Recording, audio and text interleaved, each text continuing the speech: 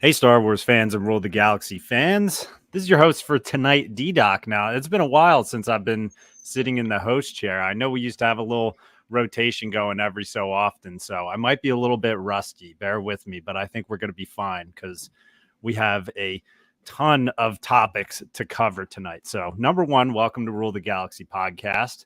We have a guest on who has been on with us multiple times in the past. This might be the sixth or seventh time. But before we get to our guest, I'm going to go over to Alfie and say, what's up? How are you doing, Alfie?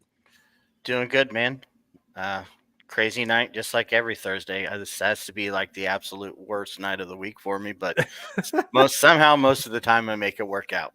So yeah, Thursday nights are crazy. Plus, I'm into this show called Traders now on Peacock, and that debuts on Thursday. So, Well, Thursdays my daughter has basketball practice and volleyball practice.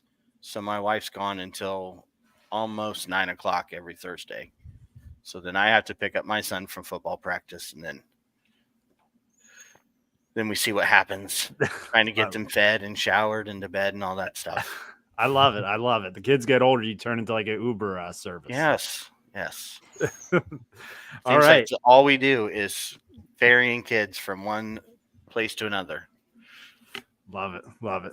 And for our special guest tonight, we've got Jakejames Lugo. I think this is either his sixth or seventh time on with us. It's up there. I'm doing high numbers. I'm doing high KO. Was a KD ratio over here. Absolutely. What's going on, man? How are you doing? I'm doing okay. I'm trying to stay busy, doing a lot of stuff. I have stuff happening this weekend, which is cool. So it's going to be an eventful weekend for me. So it's going to be pretty nice. But other than that, I'm doing good. What up, Michael? I see you lurking in there. And then other than that, I've been doing all right. Just trying to have fun, play games, follow what's going on in the news, and just chill, as much as I can.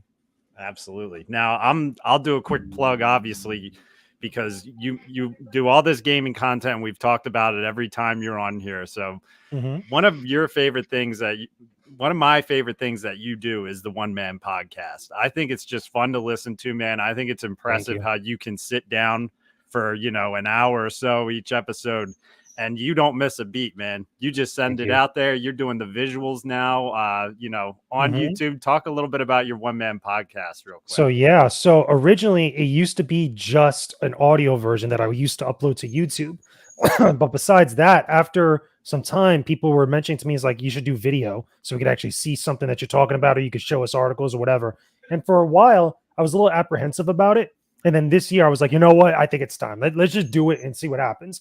And I started doing it like this now, where it's a video podcast, me on camera. I got different scenes where I'm showing articles, showing different stuff, related to what I'm talking about, or even if it's just me on camera, just talking. The only thing I haven't really been able to implement into it is live feedback. So live chat, live calls, or anything like that. And I feel like hopefully, God willing, fingers crossed, as I get more support, more subscribers, and more things, I can find a way to implement that, because then it takes that vision that I had for the podcast show up to the next echelon. Because I look at different examples outside of gaming and outside of Star Wars. I look at stuff like the Stephen A. Smith show. I look at Nightcap. I look at First Take. I look at a lot of sports media as far as the presentation and the way that things are presented and talked about in relation to whatever topic. And in my case, it would be gaming and entertainment, movies, TV, Star Wars, etc., like that. But there's a lot of parallels, though, that I feel like that aren't really being utilized or really being paid attention to in other places that are within our industry. So it's been fun to do so. My last episode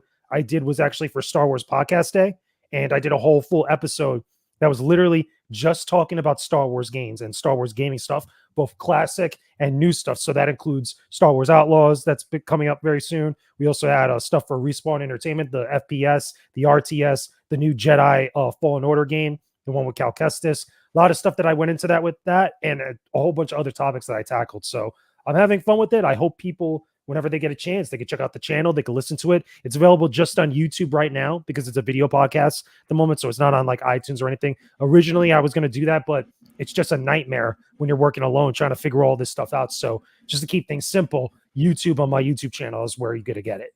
Absolutely. Yeah, that's what I usually just plug my phone in. Like if I'm working, I'll just plug my phone in and set the screen so it doesn't shut off or anything and let it run. It does make me want to pay for YouTube Premium, though, because sometimes something will screw it up. Yeah, those ads, man. I got YouTube Premium as well. It's like it's night and day difference. Once you go through it, you don't want to go back because those ads are serious. Absolutely. And we got a comment here from Diamond Figs popping in to say hi. Love this pod and these chats. Keep killing it, guys. What up, Diamond Diamond? Figs, you run a Diamond, you great got to gig have me too. on your podcast one day, son. I'm just saying. Yo, Yeah. what's good? Yeah. Diamond Figs, man. I follow him on Instagram. Yeah, and same. I he like runs Diamond. Diamond's cool. He runs a great page over there. So Mm-hmm. I don't know if I followed Diamond Figs on Twitter or not before, but You all I should. know You is need to he showed rectify up that. on my Instagram, dude, and I'm constantly on his stuff. And then Mhm. we also got Dr. Squatch in here saying hello. Dr. Dr. friend. Squatch coming in with the soap. Dr. Squatch has arrived. Love it. Michael Nip, YouTube Premium is the way. Yeah, Yeah. I need to do it, dude. I spend so much time on YouTube. Do you have Mhm. YouTube Premium, Alfie?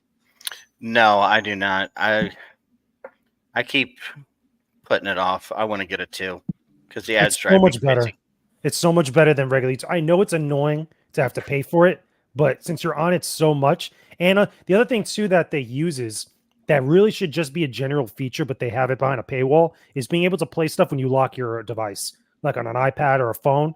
That to me, I mean, once you use it, you don't realize how much you take that for granted. It's hilarious. Oh yeah, that's what I wish I could do sometimes with your pod, because I don't always get to watch it visually because I might be like doing a job or whatever, and I just want to throw the headphones in and listen to it. Mhm. Which again, even if you're not like totally tapped into the gaming world, it's a fun podcast to listen to because I don't even know that much about the gaming world. I learn a lot about it from that podcast. So we Thank got you. a comment right here.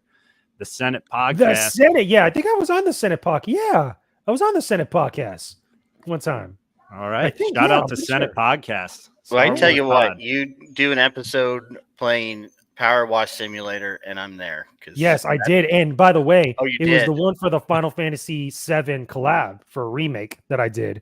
Nice. And funny enough, I was going to at one point, and just time just didn't kind of match up with it. I was going to do one with the Back to the Future collab, and also there was one for SpongeBob SquarePants for Bikini Bottom. I was going to do videos on that, but not a lot of people watched that video. So I ended up moving on to other stuff because remember, Tekken 8 was coming out, and a couple other games have been Right. dropping and stuff. So time is Well, not on the essence. I discovered that game over Christmas break, and I cannot. I love that game. It's chill, super chill. I gotta check How it out. satisfying. It's on Game Pass, isn't it? I Yeah, saw it and Game it's on Pass. PlayStation Plus Premium too.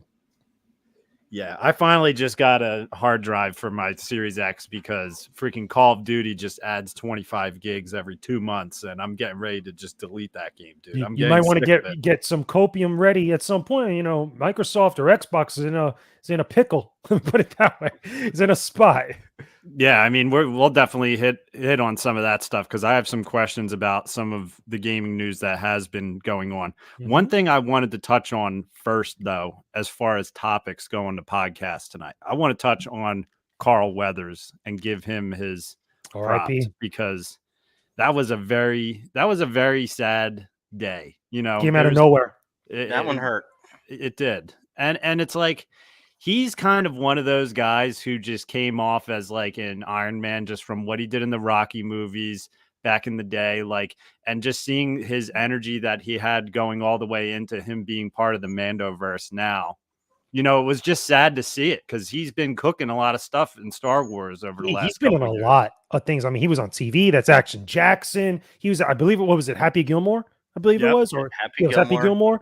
Chuck. I mean, Predator. he was a Predator. And by the way, he had some stuff with the Mortal Kombat game when he had the Jax outfit, I think the alternate outfit, and that they did the whole Predator like thing. I think it was Mortal Kombat X. He was a part of that. So Carl Weathers was busy at some point. And the cool thing is people loved him. People, like, you hardly ever hear a person say a bad thing about Carl Weathers, which is awesome. So I mean, it's sad that he went, but also let's keep in mind too, he went in his sleep, which is like the ultimate like ending as far as comfortability, you know, for living a fulfilled life is concerned for a lot of people. He wasn't out here wilding. He didn't get into an accident. Nobody hurt him. Everybody loved Carl Weathers. So it's an interesting end to that type of story.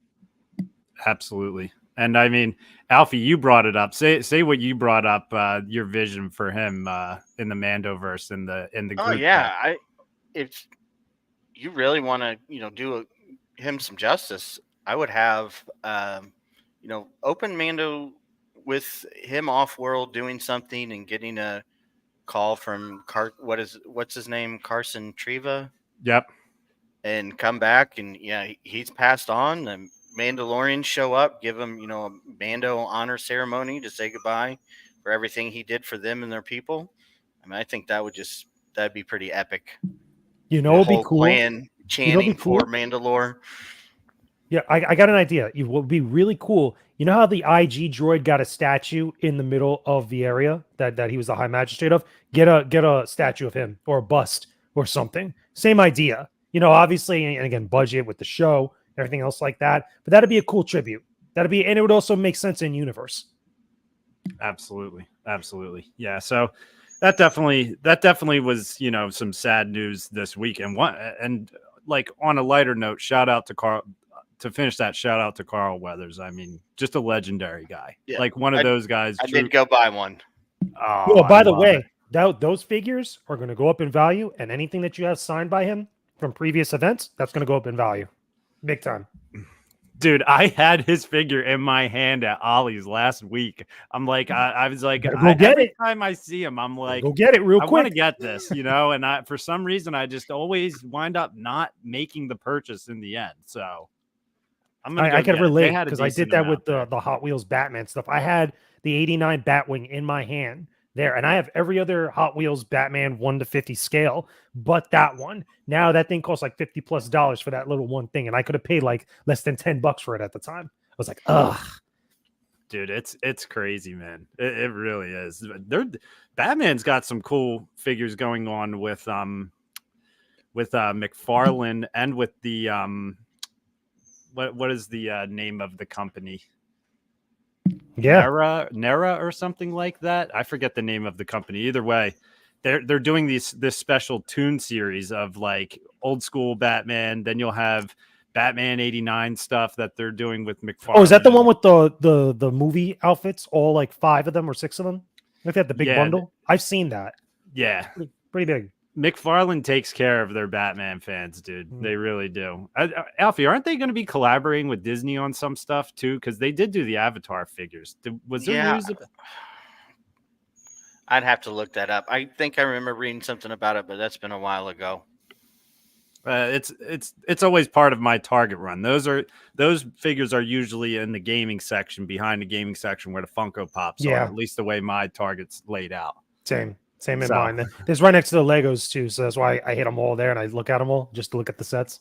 Yep, I go Legos, I go Star Wars Black Series and Marvel Legends, and then I go over to the Funko section, and then like the other figures that are all next to that. Some of the stuff that drifts into like the horror universe and everything like that. It's always fun making a Target run. They're doing the Disney Mirrorverse. Oh, I know the Mirrorverse. I've seen those figures before. They're like darker versions of Disney characters that are a lot more like, fantasy or like sci-fi fantasy elements. Like they're pretty cool looking. Yeah, I whatchamacallit. Oh, sorry, got thrown off there. I'm like in danger with the Lego section coming up right now because there's so many good Lego sets coming out. I want that Malik figure from the R2D2. If I had the extra cash to blow on it, I would totally get that because of KOTOR, that's the only like few KOTOR related things I've seen from Lego, and I want it so bad. But that set is at least $300. That's going to be so hard to find just because of that. Yeah, and I mean it's expensive as it is already. Like those Lego sets are not cheap. Like when I got my BD1, I got on a deal which was still like close to like $100+ on it. Like those sets are not any joke. They are very expensive at times. Dude, surprisingly, that R2 set is retailing at $99.99, which is not cheap. Yeah, it's not cheap. The 25th anniversary one? Yeah, it's $100, dude. Wow. I'm surprised. And the people it's funny because the Lego community is kind of laughing because Lego just came out with a UCS R2D2 about 1.5 or 2 years ago, where that one is $200 to $220. Yeah, but that has more stuff in it. I heard that actually has bigger. More like stuff built into it, that capabilities and other functionality that's different than the new one that's coming out now. Yeah, but you can pre-order it on Amazon right now, and I'm like, dude, $100, and even the whatchamacallit, the Tandem 5, Tandem 4, that scene looks freaking awesome, and I think that's a $50 set. Hmm. And that comes with like 6 figures. People aren't happy about the 5s figure that it comes with. Well, some people aren't. It's kind of random though. Like Yeah. those little bonus minifigs are super. Like again, I love the Malik figure for R2D2, but like Malik has really nothing to do with R2D2. You would think like it would be some other special thing related to R2 that get paired up with that, or with that one, that 10 and 4 set. You know, that whole thing would have another character that'd be related to it. You know, in some way. You know, it just seems a little bit random where they're just kind of throwing random stuff into there just to get people excited for picking up the exclusives. Absolutely. Yeah, and I want to throw this up here real quick too, because and then we won't spend too long on this, but I get super jacked up about Lego talk. No, They've got really? this little mini Falcon. They've got the mini scale Millennium Falcon. That is not the new R2D2. That is freaking massive, dude. That's awesome. There's That's the new one right there. Yeah. Which, dude, it comes with a display plaque. Like that thing, like for $100, dude. Like that's pretty nice. It's not bad to build that. I mean, again, they just get pricey. They add up all those sets. Like the last one I just got, I got it as a gift that someone sent me. It's one of the cheaper sets, but it's the Jedi Starfighter with Obi-Wan Kenobi from Episode 2 that got sent out to me. But if I was buying like multiple sets like that, those things will add up like this, like super quickly. Did you see the Invisible Hand set as well that they came out with? They got the Invisible Hand. Yeah, that's the name of it, right? The ship that Anakin crashes in. Yeah. Okay. From Episode General 3. Yeah. Ship. Okay, that I saw. I forgot it was called the Invisible Hand. Yeah. So they've got the 10 and 4 Invisible Hand, $50. That's a great price too. These are all really part of the 25th anniversary. The 10 and 4, that set better be bigger if it's going to be like an extra like $20 or $30 more. Yeah, you know what, dude? $49. You know what? I really don't think it is. I think that they're just taking that's 654 pieces. Falcon, they're charging 85 for that. That's 921. A lot of tiny pieces though. That's where things can get lost in translation. Keep in mind too, it's probably also based off the popularity of like each individual thing. Like I could totally understand that.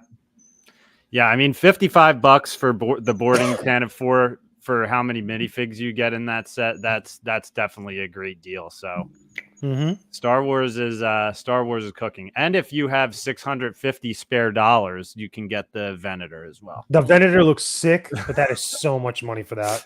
Yeah. I say, and I say this as someone because my brother, he has the Death Star set, the big one like that. He actually got that as a prize from IGN one year that they actually sent it over to him, and that thing is huge. It's got so many pieces to it, but those sets are like ridiculously expensive. Yeah, I mean that's like this one. It was like a single gift that I got. That was a combo gift. The Disney Castle behind me. That took me freaking. That probably took me, I don't know, over a week to build just because I think it was like, I don't even know how many bags. It was like 40 bags altogether because each number had 2 bags. So, oh, wow.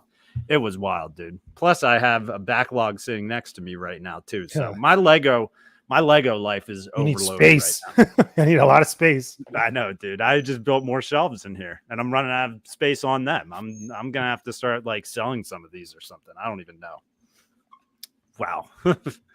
So on to more news, and we're gonna work into like some of these movie announcements that were hit, but this is kind of off Star Wars topic, but did you guys see the story of Disney possibly merging to make a like mega sports network with Fox? Okay, yeah. Yes. I saw a little bit about this, but it has to do with ESPN, Fox Sports, and I forgot the other thing, the third one. It's something like that, but it's supposed to be like one app or like one giant app that everybody could go to for whatever sports stuff that you're looking for. Because I mean, they have deals for broadcast with a lot of the different big sports. So I think NBA, and NFL, I think golf was another thing of it, stuff like that. So most of the stuff that you would probably see on ESPN or elsewhere, you probably get it in one spot. Same thing, like I don't remember if it was Paramount or CBS or something like that, but it was one thing that they were all trying to just pool their entire stuff into one giant app.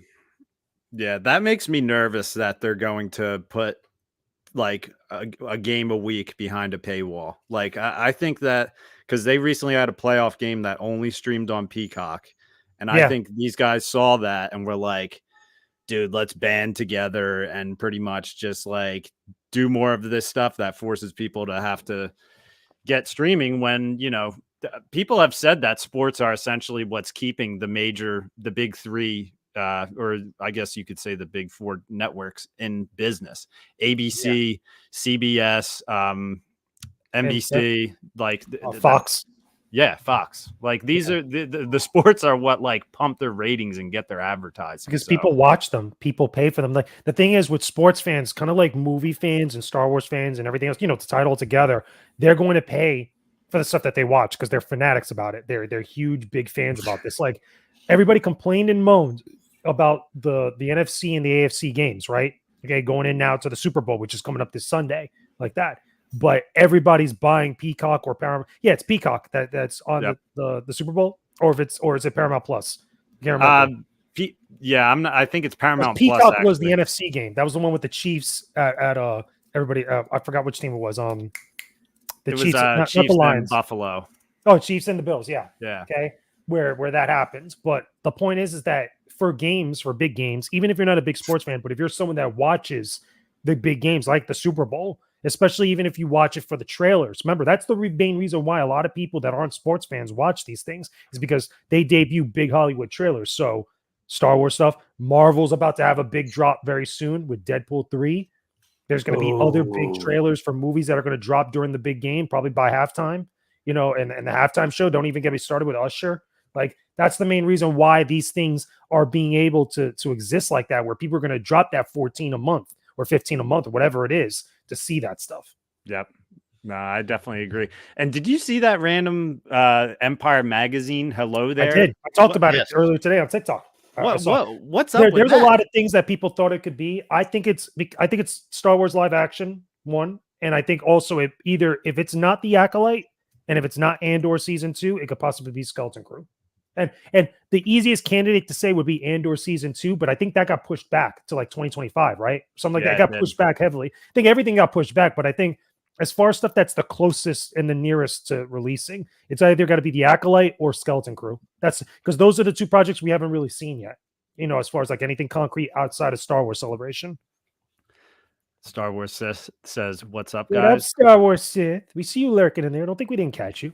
And Michael Nip, you're right. It was TNT is getting in on that action as well. Yeah, but I watched the game, the Chiefs game. I watched it on a Peacock at one point, and I think the other one I watched is Paramount Plus. That's what I have. I have Peacock already. I mean, Peacock has some good stuff on it. I remember we got Peacock when The Office shifted over to there instead of Netflix. Yeah, and there's just some other stuff on there because they're linked to Bravo as well, and there's just some random shows we'll throw on. They're underneath like one umbrella. Most of them, like Discovery is with I think Discovery is with Max, something like that, or HBO or Warner Brothers basically, and then Disney has a lot of the other big things that are all under Disney Plus and Hulu. Yeah.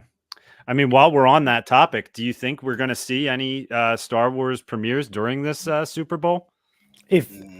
During the Super Bowl, I don't know. I think it's going to be more Marvel stuff because the Marvel stuff, the biggest thing obviously is Deadpool 3, Deadpool and Wolverine. That's the big one that everybody's waiting on. That's their biggest thing that's going to probably be shown that has the most attention. As far as I have Star the Wars 10 trailers right here that are coming out the Super Bowl. Which one? I have all the list of the 10. Okay, which ones are confirmed? Deadpool 3, Inside Out 2. Okay. Kingdom of the Planet of the Apes. Yeah. A Quiet Place Day 1. Yeah, they just had the trailer just recently. That was a wild that just trailer. happened, so that doesn't even really count. If also had their one too prior to that so that's another Super Bowl ad. Bob Marley. Same thing. Wicked, that comes out really soon. The Fall Guy, Kung Fu Panda 4, and Twisters.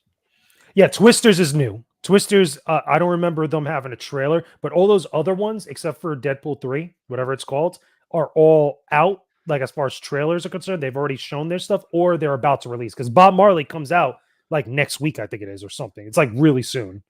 Dude, I'm sick of these companies releasing their Super Bowl ads before the Super Bowl because that Paramount Plus ad was hilarious. And I'm kind of like, Yeah, well, I Patrick wish Stewart. they just, yeah, I wish they just waited for the Super Bowl for that. Well, Like, that's probably because they got other stuff. Because keep in mind, they're trying to get people hyped up so they could guarantee eyes on that event. And keep in mind, too, let's be real, it costs a stupid amount of money to advertise during the Super Bowl, let alone tickets for the actual game in the city, which are like thousands upon thousands of dollars right now. But the advertisements are like in the millions just for a 30-second spot. That's insane. yeah, that's what my my little guy, he's turning 7 February 17th.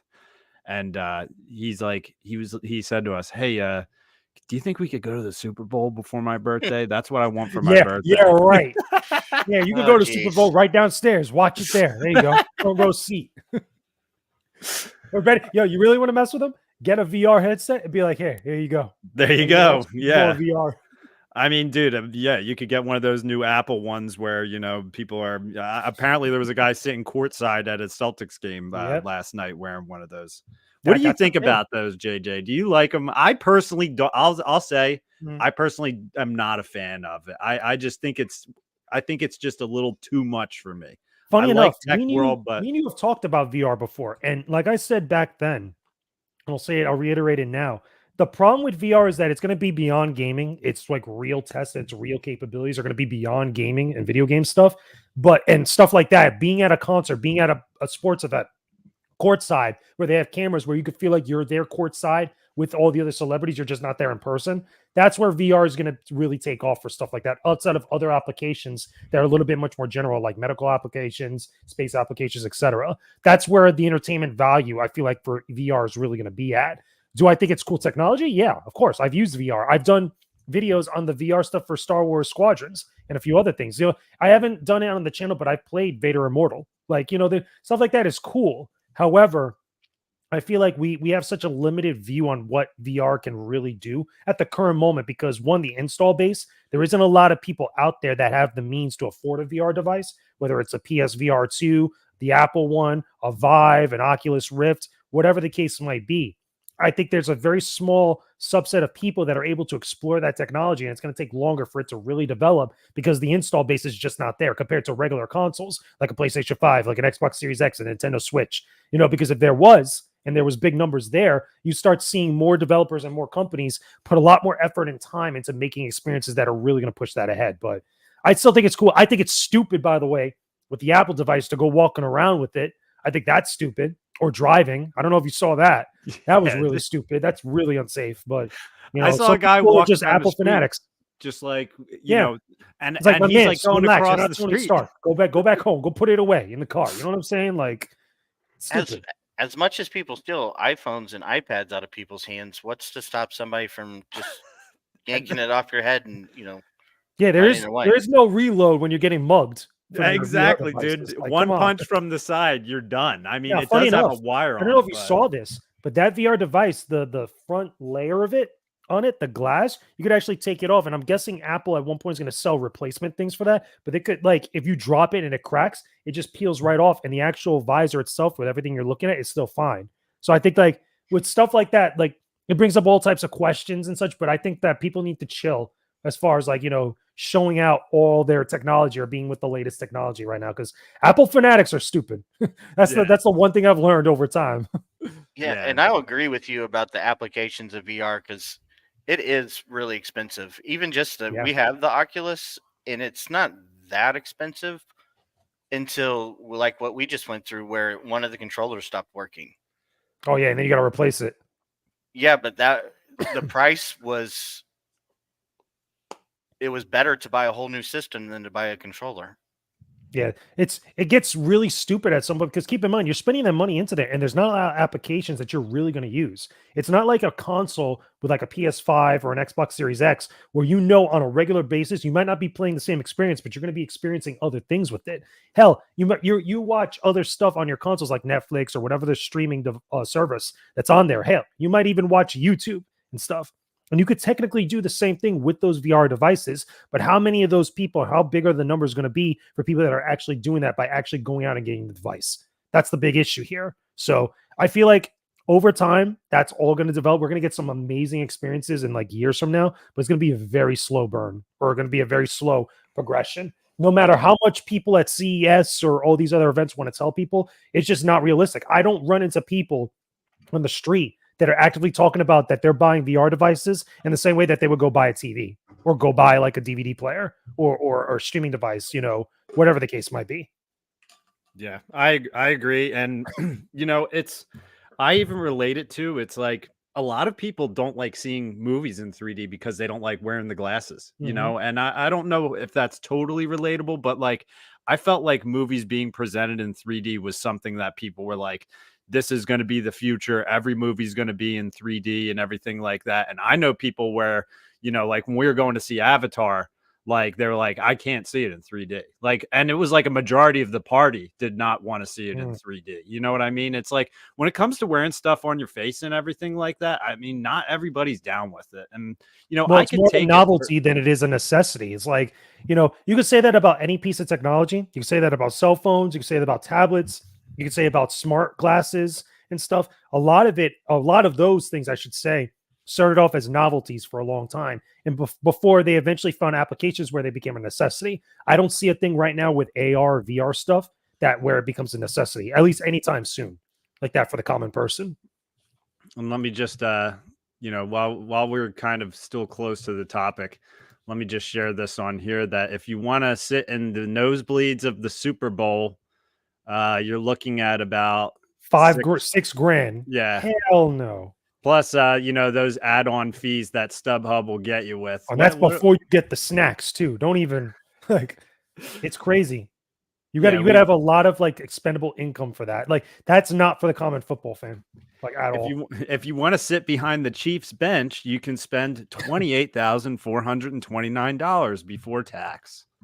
If I spend $28,000 on a ticket, but number one, I better have a +1. Number one, and number two, I better have like free snacks and drinks like the whole day for the weekend.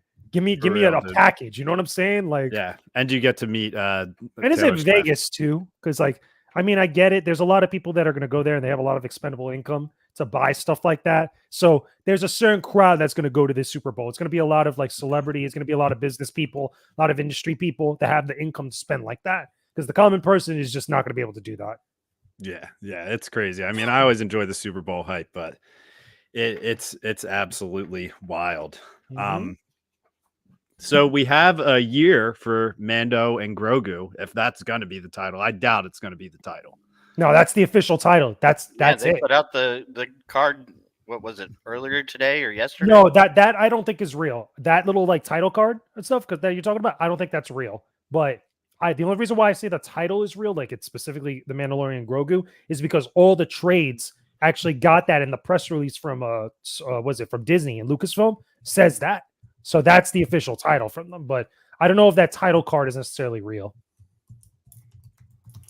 Yeah, I mean, I think they could come up with a pretty cool name to add on to it. Maybe it'll be like the Mandalorian and Grogu, and then like, you know how they'll add a Star Wars story? Like maybe it will have something to do with like, like whatever goes on after season 4. What should we call it? Like, Thrawn Rising or something like that. The Mandalorian and Grogu, Thrawn Rising. Like random. I don't know. I kind of like that. I don't like it, to be honest. If with the big ensemble film like this, keep in mind this is not the ensemble film. This is the first film that's going to be coming out, and it's before the Rey film, but also the big Dave Filoni ensemble film. I still believe it's going to be called Heir to the Empire. I really do. And they would be very smart to do that marketing wise, and also because everybody knows that's the type of story that they're adapting clearly from a lot of their stuff. And I think just as brand awareness and as far as like really making it clear to all Star Wars fans, not just older fans, but and just newer fans, but everybody, like this is the direction and this is the type of thing we're doing. It's getting everybody on board with that. And I think it's going to work to their advantage. So I really hope they don't drop the ball. They got to figure out what that Rey movie title is first off before they even get up ahead. Because I mean, I could deal with the Mandalorian and Grogu, but Star Wars New Jedi Order, I'm not feeling that. I don't think that's what that movie's called either. Is this the title that you guys were talking about? That was the one I saw. I don't think that's real. I would have to see it from Disney or StarWars.com or Lucasfilm themselves to believe that's real, because that looks like a Photoshop job. Yeah, I mean, I could make that on Photoshop because It I looks have just too uneven. that font. Like no studio and no like graphic designer that I know would have a thing like that unless there was a character there with like Mando's helmet or something. It just looks like there's all that open space there. It just looks weird. Yeah, I could see it if there is a graphic right there. It would look a little bit better. I'm not crazy about the name. I think it's pretty. Like, I mean, I guess that's just what it is. I don't know. Star Wars is just Star Wars, so maybe Hey, it's just the. And I the went men- through the Phantom Menace, so Yeah, but the Phantom Menace a better name That's than that. That's I a mean, come on, badass like, name, dude. At That's a least, badass. at least there was No, some no, no, thought hold behind on. the Phantom Menace. you have to go back to 1998. It was No, not. I Did was not seem there. that badass at the I time. was there, and it's like Yeah. the thing is, over the years though, there was a lot more details that came out about the explanation of the naming. Because remember, all the prequel movies, they were names and giving homage to classic like B movie / like was it, I forgot the name of it, those small movies, like the Right. Flash Gordon films in the theaters before Right. an actual feature. Like those were nods to that and stuff, and also nods to classic like black and white films too. Yeah. But like But at the Mando and time, Grogu it just seemed sounds like the lazy. title of like a Scooby-Doo straight to VHS movie to me. Yeah. Attack Yeah, of the Clones, I'll give you. It's a little closer to that. I'll admit it's a little silly, but like even then, like it's to me, it sounds better and more well thought out. Like there's something there behind it than just the Mandalorian and Grogu. At least the Mandalorian and Grogu is like, okay, yeah, we know they're hanging out though. Like, Yeah, that would be like if Solo, a Star Wars movie, was just called Han Solo and Chewbacca. That's it. Like, Yeah, Han right. and Chewie. Han and Chewie. How did Chewie sounds like a better name though? that kind of slaps, actually. I kinda could like that. actually get behind that. It's like Dom and it's like the Fast and Furious movie. Dom and I forgot. Oh my god. Hobbs and Shaw. That was it. Hobbs and Shaw. I could Yeah. believe that. But just I would even get behind this movie if it was called Mando and Grogu. Yeah. I could get behind that. It's still stupid, but like it's a lot better when you really think about it. Or even if it was just called The Mandalorian. Like, I don't know. Having and Grogu in it, like, just kind of makes it a little odd to me. Feels We know lazy. Grogu is a part of it, but Yeah, don't but know. you want those casual fans to know that Grogu's a part of Yeah, it but too. even so, like the thing is, this whole argument, or not argument, but like debate amongst a lot of different franchises when it comes to casual fans and casual viewers are not stupid. Casual audience is not oblivious, and the casual audience is not someone that is like a simpleton. Like they're paying customers like anybody else, and they do have the ability to think for themselves and think rationally about stuff. This is why that argument about Warner Brothers back in the day when Nolan was making his Batman movies, that you can't have Batman anywhere else because otherwise the common casual viewer is going to get confused and think that it's part of continuity. So I was like, no, we're not idiots. Like we just love watching these characters and just seeing characters in different versions or whatever. The point is, they weren't dumb enough to believe that nonsense. So with this, just calling it the Mandalorian and Grogu, again, it just feels lazy and very shallow to me. yeah. And I hope the movie's good though, because I'm gonna watch it day one. I'm gonna be there like everybody else, but let's hope it's actually something good. And keep in mind, it's the first Star Wars movie since The Rise of Skywalker that's gonna come out. And I think it's 2025 that they said it's coming out. I think they said for this one, they said 2026. 2026. So that's way out there. Dude, I thought it was originally when they released that like teaser, like, hey, this is going to be our next movie out of nowhere. When all like the Rey movie, like, Yeah, they changed that. hype was going on. I swear they said 2025 at that time. That's what I heard originally was 2025, and then everything got shuffled around. And remember, Jeff Schneider came out about his report on his actual newsletter and stuff, and he talked about it. Well, his stuff. He talked about that, and he talked about the Rey movie, and then everything else started to pop up everywhere. Yeah, so 2026, dude. I mean, just got to wait for all this stuff. GTA 6, Mando movie. Oh, next year is going to pop off. Like, I'm driving, dude. I'm driving carefully out there, man. I'm looking both ways. Even when the light's green, dude. I need to make it to all this shit. Like seriously, when you're pushing it, when I'm like, oh my god, a new Star Wars movie's coming out, which like we've been hearing that for the last couple years now that a new Star Wars movie's coming out. I finally have the faith that this one is going to happen. Like Kathleen's like, no, guys, for real this time. We are. Seriously, it's happening this time. Don't trust me. Guys, I promise. Like, dude, that would be like me. Like, that would be like I do like bathroom renovations. That would be like me telling someone I'm gonna renovate their bathroom for 2 years and just still not doing it. And then this time again being like, listen, I'm gonna go renovate your bathroom. I promise you this time I'm gonna do it. All right. You know, the person's just like, yeah, you're full of shit. But I believe that this movie is going to happen because to me it's an automatic money maker, and that's what Disney needs right now. They need some money. Yep, you need a W. They need a box office win. So it is what it is, and they're going to be getting money from Epic Games now. That's one thing No, that's they're going to be investing happening. money into Epic Games. Like they're paying like $1 billion. And are they getting a percentage stake in the company for They're getting a that? minority stake in Epic Games, I believe it was, because I remember Bob Iger was just on some interview. I don't know if it was CNBC or MSNBC that he was on, where he was talking about it when the announcement came out. They're investing a little bit and they're collaborating with Epic Games because they're going to do different worlds or different like digital stuff areas within Fortnite. So that means includes Star Wars, Marvel, Disney, Avatar, and everything else related to those properties. And it's going to be kind of like a metaverse almost type of thing, but just a digital verse where in Fortnite, you'll get a lot of the same type of collaborations and events that you've been getting now. So concerts, I could totally see movie premieres, trailer premieres, news announcements, big, game related stuff for Fortnite itself, like competitive wise. And then he even mentioned that he wants to try to get to the point to sell physical goods, like actual stuff, like if you were buying like through Amazon or something, but just buying it through there, whatnot. So it's ambitious. It's a lot of money. And Fortnite's a big deal because Fortnite keeps winning because of the collabs. They've had a bunch of not only the Star Wars collabs, but also the Marvel collabs and a lot of other things too as well. And they even got more coming like very soon. So they're just like out here like really burning up, like doing a lot of big stuff. So getting something like this is going to make it even more so because other big brands, kind of like what you've seen with celebrities and other like sports stars and stuff. Because I remember I think it was a year or two ago, I went to an event down here in South Florida that I actually got to meet with some Epic Games people, and they were telling us how they did an event with LeBron James at one point with that. So they're a big thing that's attracting a lot of like big brands and big things that they could actually do. So this is nothing new. Yeah. And they've proven themselves to have the longevity because I still play Fortnite personally. I was playing it last night. I came in second place 5 rounds in a row. I was losing my freaking mind. Nice But job. they have a Ninja Turtles collab that they're Yeah, about to be that's coming right. out with.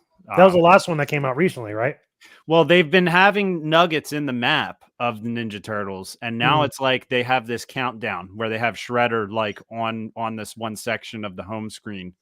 And I guess I think it's kind of funny because I'm like going like all in on a Ninja Turtles thing. I mean, I guess that is an IP that you can go in on whenever you want, but I'm like, I feel like they should have probably done this like a little while ago when the new movie was coming out. Maybe, but keep in mind, look what they were doing like not that long. They did Star Wars like multiple times. They did Marvel. They did Alien. They did X-Men, I think at one point with other Marvel stuff. I think they did Superman. They did DC stuff at one point too. Yep. Like there's a lot. They're insane. They're attracting a lot of collabs that are just working because the game is so big. There's such a huge install base across multiple platforms. Yeah, cell phone, Xbox.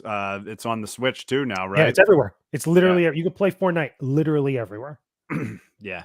I mean, I was a hater of Fortnite for a little bit, but I do enjoy the game because honestly, I feel like the creators put the work in on it. So I don't think It that's is the best live service action game right now, like straight up. It's the one technically you could say that it helped define what a live service game could be, like in the modern day now, because we had PUBG, we had Apex Legends and Overwatch like that. And you could even throw in Call of Duty Warzone in there too. But I think that Fortnite is the most successful out of all of them, like clearly. Absolutely. Do you got people playing Fortnite in the house, Alfie? Actually, we had a major Molinaro meltdown last week over Fortnite. I've told you guys in here and in the chat, my youngest one discovered Minecraft about a month ago. So that's been fine. We've gone through the Minecraft. But then she found out she could play it on her brother's Xbox, and that opened up a whole new world to her. And then I found out she started playing Fortnite. And now that she can't play it when he's playing a game, it's just mass hysteria in our house. I'm probably going to end up having to buy another Xbox just so You got to she can prepare. play. Then wait until the next fad comes around with another big game. Like and then when they get older, when they start playing the other games, you start to play too. That's when you're really going to have to be ready for it. Right now it's just Minecraft and Roblox, but she's starting to play Fortnite. Yeah, we got my little guy's into a lot of games, honestly, dude. Any Lego games he's on, because he realized what Xbox Game Pass is on my Xbox, so he's constantly on Game Pass. Like, oh look, they have this game on here. That's why I just had to get a new hard drive, dude, because Call of Duty just eats up all of my freaking space, and I have Duty's the like Series 100 X. plus, 150 plus. Yeah, dude, it might even be close to 200 now. It really I wouldn't might. be surprised because of the updates and all the other content they do. Dude, here's my question, and this is just totally this is just random talk for me, especially related to this podcast. I saw a video one time saying that like the devs at Call of Duty purposely don't unload data from the game so it eats up so much space so you can't download other games, so you play their game. I don't know if that would be proven. I mean, that sounds like some conspiracy theory nonsense from people that are fans and probably play the game or like hate on the game. But I do know that the textures, the sounds, and specific elements of the game itself are uncompressed. That's why it's so huge, because that's how you get the good quality for the visuals and the sound quality when you're playing it. That's the biggest reason. And keep in mind, when you're getting updates and you're trying to install them, that's what takes the longest. It's not so much the download, it's the install and the updating of it that really takes a long time. Another one that's like that also too is Overwatch. Whenever you get an update, it takes longer to install than it is to download the actual thing. Yeah, that's why you're there and you're taking up so much space with it. But Call of Duty specifically is because a lot of the stuff is uncompressed. I don't think it necessarily has to do with the competition to them. It's just more, they're just huge games, and that's just how why it is. I'm like, could there be like a huge drop off of data on this game, considering that it's technically just been a big update for the last like 5 years? There's been whatever. instances on PC where there's like, a memory leak and stuff that causes problems on PC, but it's not really anything that isn't easily solved for a lot of places, whether it's through mods or again other updates. They're usually on top of that. Granted, we all complain about the quality of matches when it comes to Call of Duty, especially Warzone, literally all the time. And also keep in mind, there's a lot of cheaters on Warzone. Just the nature of the beast. They say they have Ricochet that helps keep people out from like cheating and stuff, but that doesn't really help. We all know it doesn't really do nothing. It's minimal effort, but I'm watching replays. There's still big. There's still big. A big install base and a huge game that people just keep playing it regardless of the criticism and stuff. Absolutely. Hey, and other news too. John Williams, 92 years old today. The GOAT. How about that? Happy birthday. The GOAT of cinematic music. Was it music? Straight up. Of scoring movies. Our guy tried to retire for like a minute and then was just like, yeah, I can't do this. The man's like Jordan. He just keeps coming back for more. Like, he's just there's no way you could stop. He's gonna be scoring movies and doing music until the day that he's no longer around. Like literally, he's never gonna retire. He just loves it too much, and he's good. That's the thing. Everybody wants him back. Exactly. I mean, I have a soundtrack on my phone of just a mix up of John Williams scores, dude, and he has created the scores for so many big movies. That's why I always say, I think John Williams has a lot to do with why some of those big movies are as big as they are, because the scores that he wrote for them were so epic that it made the movie that much better. that music makes some of those movies. Look, E.T., Jaws, Star Wars, Superman, Harry Potter. Like that alone is like a GOAT career. Yeah. And then he still got more. On top, he made, I didn't know this. He did a score for the NFL. For one of the Super Bowls, and it's like freaking amazing. It's like it's not. Let's be real. There's certain sports teams for different like organizations that just get people hype and they're timeless and stuff. But like it's a John Williams theme, and it's freaking amazing. It makes like any Super Bowl that they played at it to, and they'll probably do it to this one coming up. Gonna sound freaking epic. It's like the man just does not miss. Literally, he's been doing it for like what 30 plus years. Yeah, it's crazy, man. It really is. It's remarkable. And they're saying he's going to be scoring some of these new Star Wars movies coming up. So, that's why they got to happen. I mean, I might not like the stories for whatever reason, but I'll love the music. I said the same thing about the sequel trilogy. It has amazing music. Because that's John Williams behind the wheel. Absolutely. Now, on my list as I'm going down here, I'm hitting the one topic that obviously was blowing up on the internet. Gina Carano is suing Disney and Lucasfilm. So Elon Musk offered for anyone who lost their job because of Twitter that he would pay the lawyer fees for them to sue whatever company because they lost their job because of whatever they said on Twitter. Gina Carano threw a Hail Mary to see if she could get representation from Elon Musk's lawyers, and it happened. So Gina Carano is suing. She put a big statement out on Twitter the other day. So, I'd like to get each of your reactions to that. I'll start with JJ, and then we'll go to Alfie afterwards. Yeah. There's a couple things to say about this, and a lot of it has already been said on the internet and both sides on a lot of different subjects and stuff. So, at the risk of sounding redundant, here's my 2 cents on this. I don't foresee this going far in court for a couple reasons. Okay. You don't even have to feel a certain type of way about Gina Carano, what she said, or about Elon Musk or anything else like that. If you look at just at the objective facts of the case that are being presented, right? Some of the things that are out there. Number one, okay, some of the things that she's asking for, especially for what she's suing for, not only seem a little bit low, which is fine. The money is the money. Like, I guarantee you, other people, if they were suing an organization like Disney, they would be probably suing for millions of dollars, not $75,000. But the other thing, the reason why I don't think this is going to go far in court and it's probably going to get thrown out is because she's asking the court to force Disney to recast her. There's no way in any scenario that that's going to happen. Like, period. I think that one, the court's not going to agree with that because I don't think it's constitutional to do that, to force a company to rehire somebody unless it was already where, it was already, I guess you could say, because she's suing it for, what is it?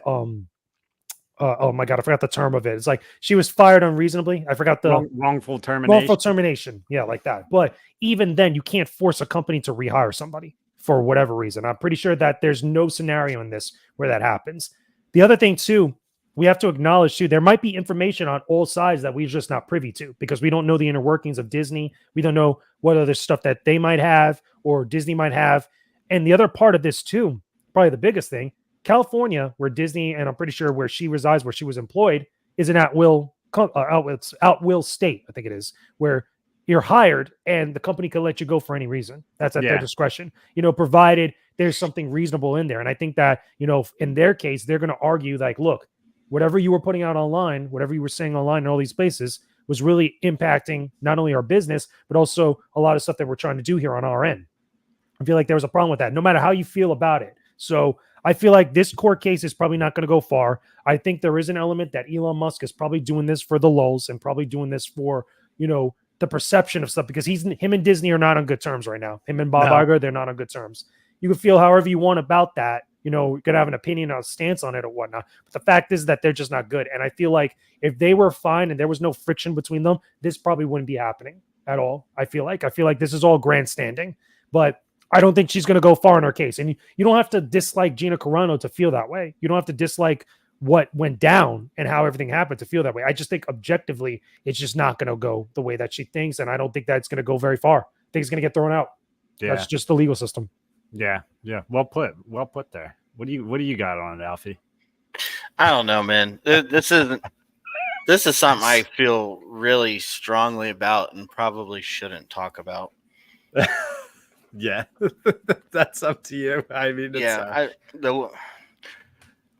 and I think as far as the court case goes, I don't really see much coming out of it. To me, it's just more of the situation and how it unfolded. I think it's kind of. I'm just going to be honest. I think it was crap, and I'd like to see people treated a little more fairly. I think there's too much of it's okay for certain people to say things as long as you say it about the right people. And I don't agree with that at all. Yeah. I mean, here's what I'll say is when all of that stuff was going on, I remember the most perspective I got on the situation was when Gina Carano went on Joe Rogan and was talking about it. And I thought that she seems like a genuinely nice person and also seemed kind of like slightly ignorant to some of the situation. To me, it's almost like when you're texting with someone and you might think they're mad at you, like things can be very misinterpreted either through text or through memes or through the internet or whatever, where someone's tweets or whatever they like on there, whatever, paints a picture of what you think they are. And it really might not be what they are at all. I saw a really good interview the other day, and regardless of how you feel about the situation, you're entitled to your own opinion. I won't really name the person or who they were talking about, but this professor was being interviewed by someone, and they brought up something that someone had said. And he said, okay, let's talk about this. Tell me, what did they say? And the person immediately responded with, well, people are saying. He said, no. Don't tell me what people are saying. Tell me what this person said. Yeah. Find what they said and read it to me. Well, people were, no. I don't want to know what people say this person said. Tell me what they said. And I think that's one of the biggest problems that we have is most people are offended or feel a certain way because of something they've been told somebody said rather than what they actually said. Yeah. It's a messy situation all around. I think that there's a lot of layers to this. I think part of it has to do with awareness of the position that you're in as a celebrity, as an employee, as an actor or actress. I think also the company, on all sides like this. I'm not going to be one of those people that really contributes to one side or the other with my opinion, because I feel like it's a mess all around and there's no way to talk about it objectively and fairly. I feel like with a lot of stuff, because everything is over the last, since she was fired, it was like 2 years now, maybe a little bit longer, I think. But the point is, everything about this is a mess. And I feel like the more after effects and stuff like this that comes afterwards, that continues onward, it makes it even look more messier or even much more of like a chore to talk about. A lot of people write this off as a call for attention and trying to be more relevant and stuff. And I get it. And I understand why that's being said. At the same time, anybody could sue anybody in this country for anything. At that point, then it's not the court of public opinion that judges what goes down with stuff like that. It's the court system itself, the actual system you go to when you're suing somebody, that actually goes down with this. The thing that I find strange about all this, outside of maybe the lulls that Elon Musk might be doing, is the lawyers that were looking at her stuff, for them to proceed forward, they must have some other things that, again, a lot of other people aren't privy to, that probably don't have, access to or understanding of whatever information might be going on with this. And we have to acknowledge that. I think all people, especially those that are covering this, right, in a lot of different outlets and a lot of different content creators that I saw, channels like John Campy, I saw John Roca, Kristen Harloff, and a few other people all talking about this stuff. We have to come to the understanding that, look, we don't have all the facts on the outside with all this stuff, regardless of how we feel about it. But I think objectively, based on what we know, I feel like this is as far as this is probably going to go, is probably going to get thrown out. At the miracle, I think they settle. And I don't think Disney is going to settle with something like this, honestly. If I'm being truly objective based on what we know and stuff, granted, all the stuff Disney has gone through lately, all the stuff with the bad perception, because remember, not too long ago, they lost a recent court case with someone here in Florida. I think it was DeSantis or whatever. They lost some sort of court case or whatever. Yeah. And it's a lot of bad publicity. It's a lot of bad juju all over the place. It's whatever.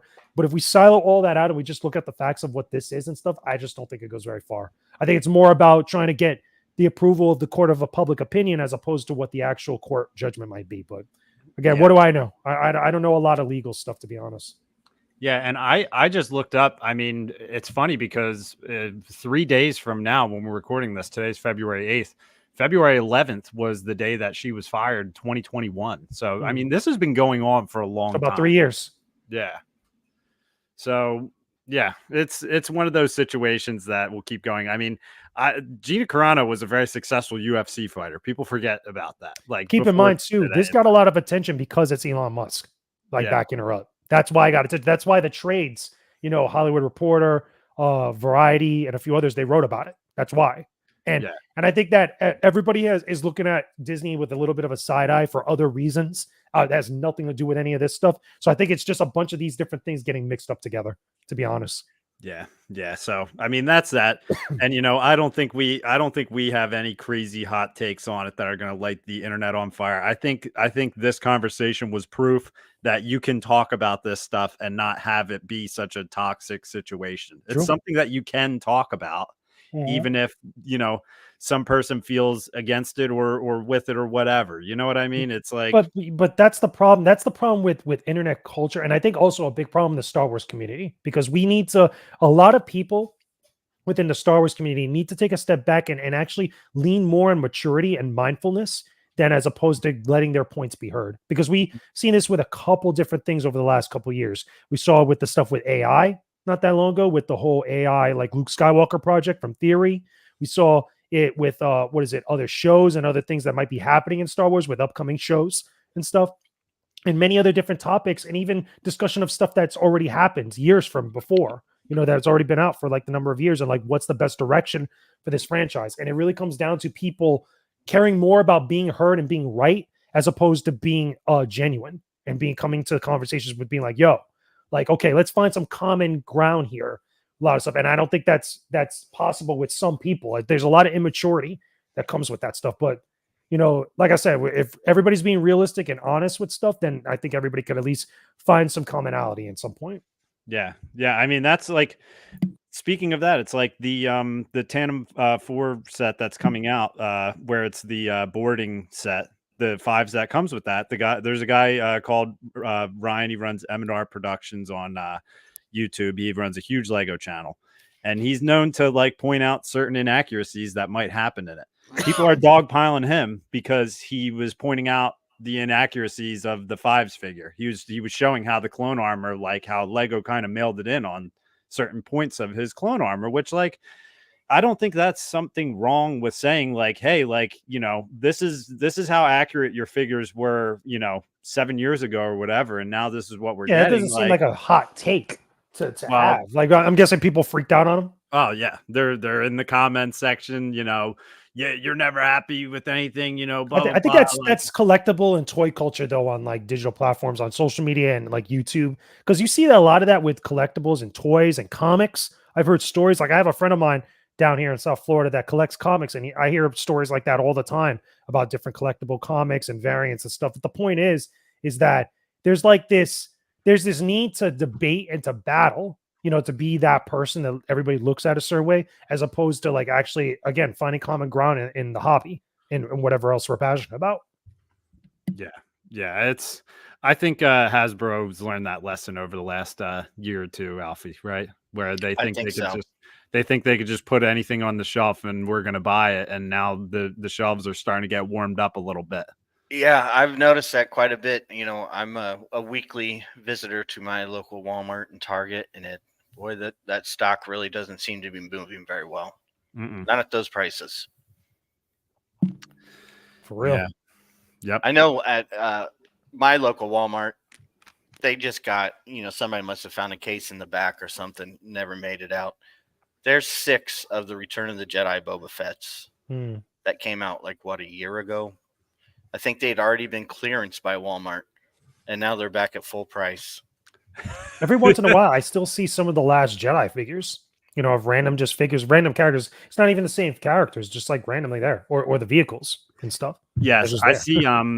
What's her name? Poe Dameron's love interest. Zori Bliss. Zori Bliss.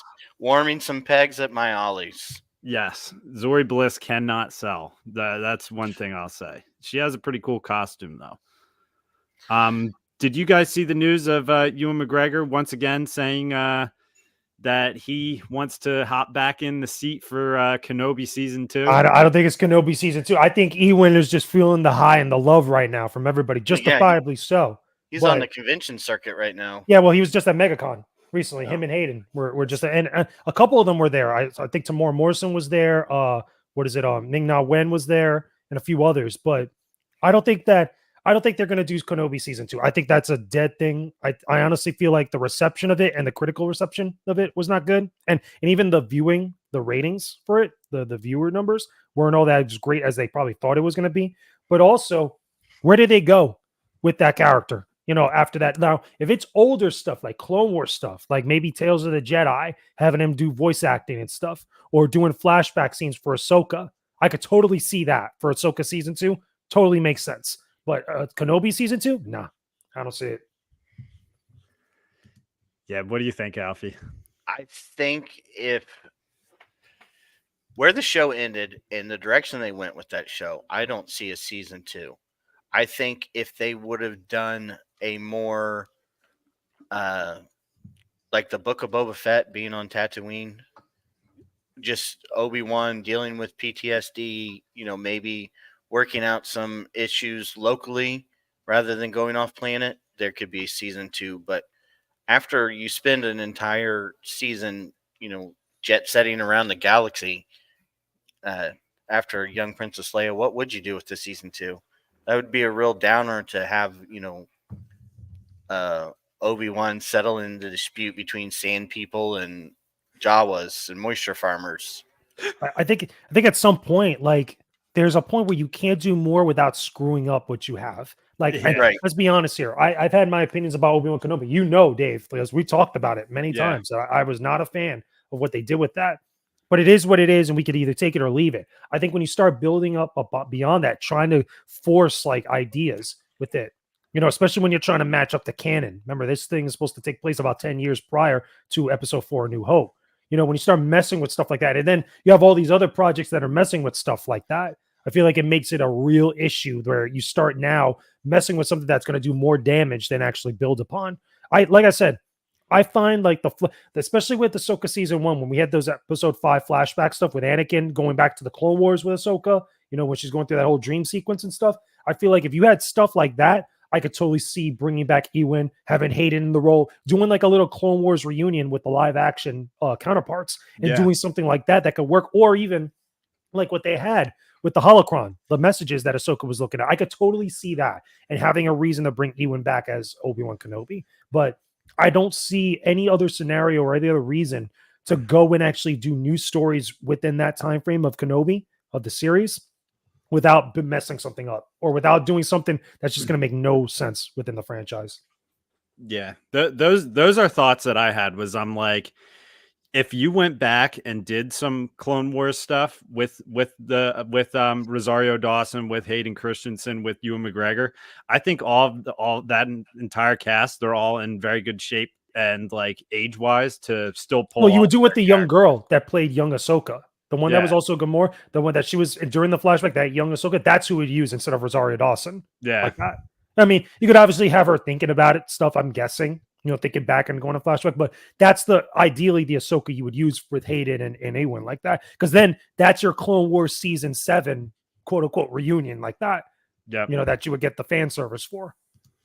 yeah. And you mentioned Ming-Na Wen, and I wanted to share this because I'm sure you guys have seen it, but I saw it on her Instagram a little while ago. Oh yeah, I saw this. She got a A freaking Fennec Shand. Fennec Shand statue, like full on statue of herself. She's got it sitting out front of her front door, guarding the house, dude. Like it's in her living room, obviously in this picture, but dude, it is badass. I saw a video of her walking into her house, and she's just walking like, past it. Yeah, I remember yeah, this. she's just like, hey, Fennec. Very cool. She It's shared very a sweet cool. message when Carl Weathers passed. I know that most of them did because they all worked with him on Mando and Book of Boba Fett, etc. Yeah. Yeah, and that's one thing about like you said. I mean, there was, I saw Juan Carlo Esposito shared a Yeah. very nice story about him. Ming-Na Wen, like pretty much he just seemed like one of the, like he was just a polarizing figure, man. It seemed like anyone who was around him felt close to him. Like and that's like that's something special in a personality, without a doubt. Also in news too is Donald Glover was talking a little bit about the Lando movie. I don't believe him.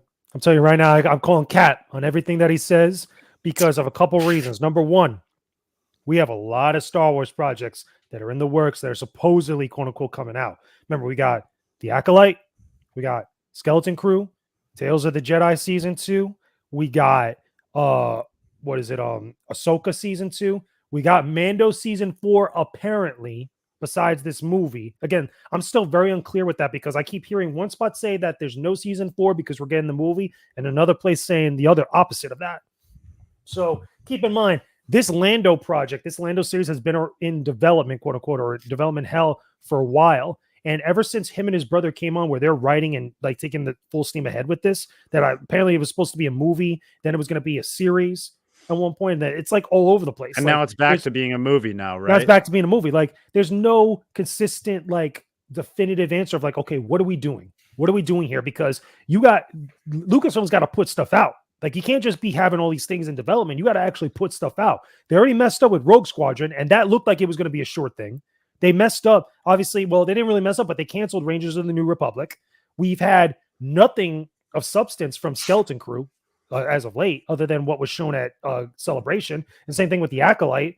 Like we haven't had, other than Ahsoka, really of recently, we haven't had any other big releases with Star Wars.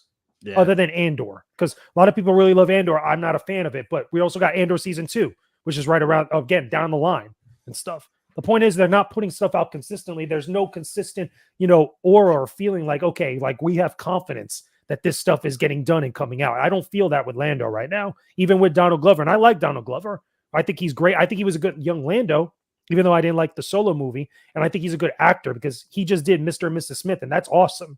But again, I have no confidence right now until I'm actually shown something online, like a trailer. Yeah. Yeah, this seems like it's following in the pattern of the Kenobi movie for me. Well, series, I should say. It was a movie, it was a series, it was a movie, just rewrite.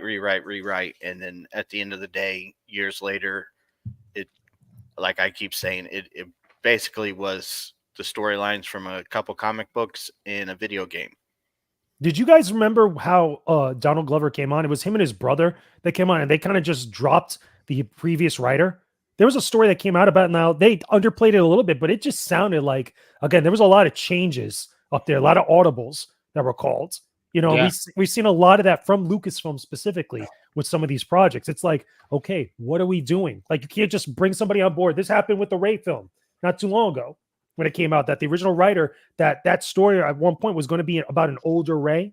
I forgot the writer's name or the director's name or the lead on that project. The same thing also with the not the Lindelof or the Ben, it was not Benioff and Weiss. It was the one about the first Jedi. I can't remember the lead on there. I think it's Lindelof, right? That the guy that made Wolverine or Logan and stuff. The project that was supposed to be the first Jedi one that we're getting now, that's down the line, like whatever, right? The Dawn of the Jedi, I think they're calling it. Yes. That also went through a point where somebody else was doing it and then it got changed up. The point is like that same exact thing is happening a lot with Lucasfilm. And it's happening with projects that have been in announcement phase, I guess you could call it, for a long time. And this Lando thing seems like the same story at this point, which again, how am I supposed to have faith into it, or put faith into it until you actually release something? Yeah. It seems like an idea that was hot, when Solo came out. And it just seems to just keep being pushed back onto the back burner. That's a good question, though. Do we really want to go back to that? Like, Solo was not received well. Like, granted, a lot of it was the fallout from Last Jedi. We understand that. We get that. But outside of all the stuff with the chaoticness of like how that movie was made, because remember, they fired, or Kathleen Kennedy let go the original directors halfway when they shot most of the stuff. And then somebody else had to come in and fix it. Yeah, Ron Howard. That movie that we got in theaters, that we saw and stuff, not a lot of people were down on that. Not a lot of people really enjoyed it. Like there's some people that like it, but it wasn't a Star Wars movie reception, if you know what I'm saying. It wasn't like how we felt coming out of Force Awakens or coming out of some other projects. Rogue One. Point is, it was just weird. Like, do we really want to go back to that? Is my question. Yeah, I agree with you on that. But the way I feel about the movie is completely different than the way I feel about the end of the movie. I did think it ended on a good note to where if you would have kept going, there would have been more interest in it.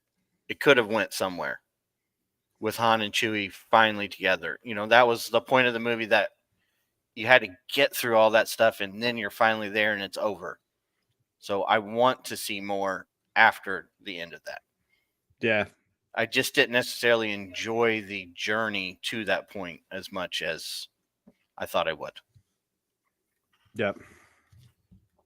Definitely, I could see that. And then you had Darth Maul at the end of it too. Which it was another random thing. It just went nowhere. Sorry, Rebels was like, nah, we got this. We'll take care of him. We got it. Yeah, I do want Darth Maul. I do want to see Darth Maul in live action somehow again. I don't know how we can make it make sense, Can't but do a Ray Park, not right No. now. no. Yeah. Apparently, like, and that's another thing because he's always on the convention circuit, like as promoting his thing as Darth Maul and stuff. And I feel like there's a scenario where maybe he could come back and be Darth Maul for something, But again, really depends on where Dave Filoni is going to go with a lot of stuff. And again, what direction are we going with some of these projects? Because you can't bring Darth Maul back in Ahsoka. You can't bring Darth Maul in on any of the other stuff for Mando. It can't work at all. You got that small period now between the Clone Wars and Solo and Rebels.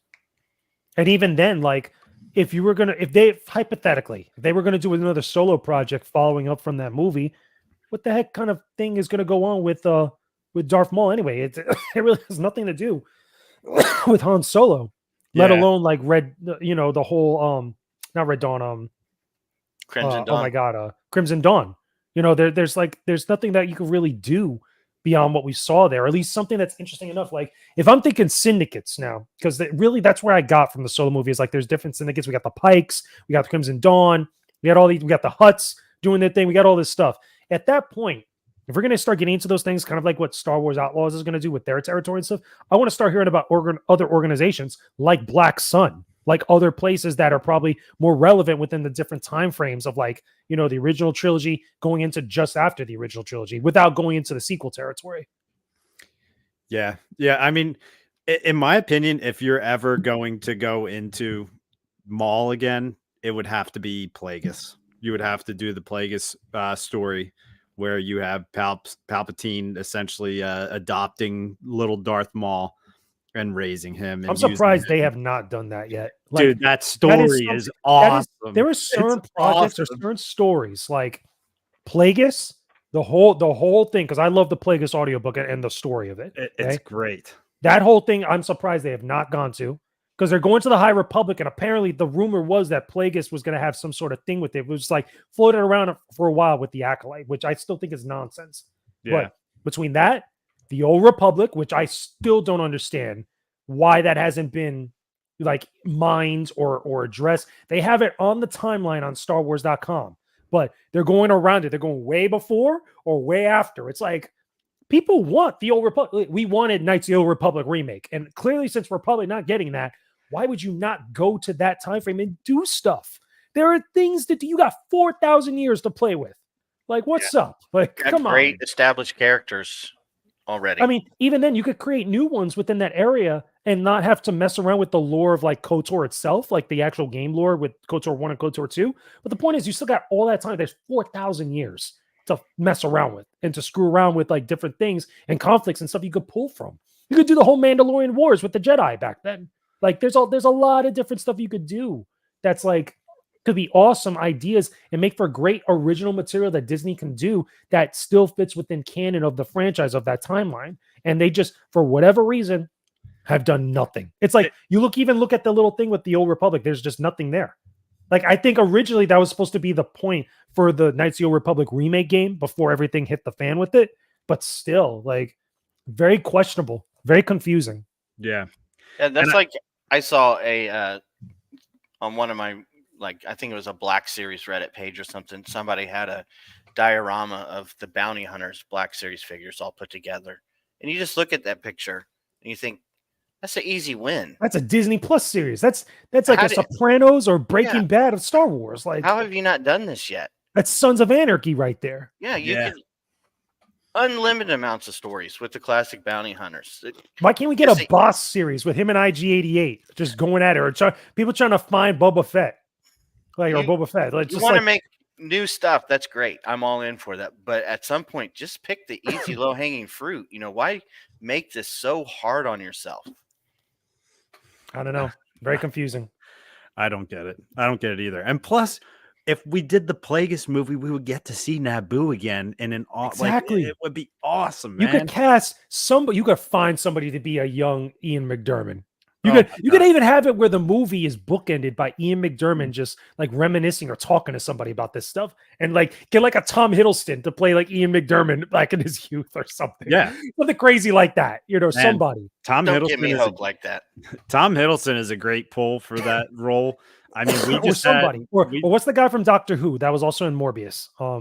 Matt He Smith. plays was it in House of the Dragon? He plays Egon.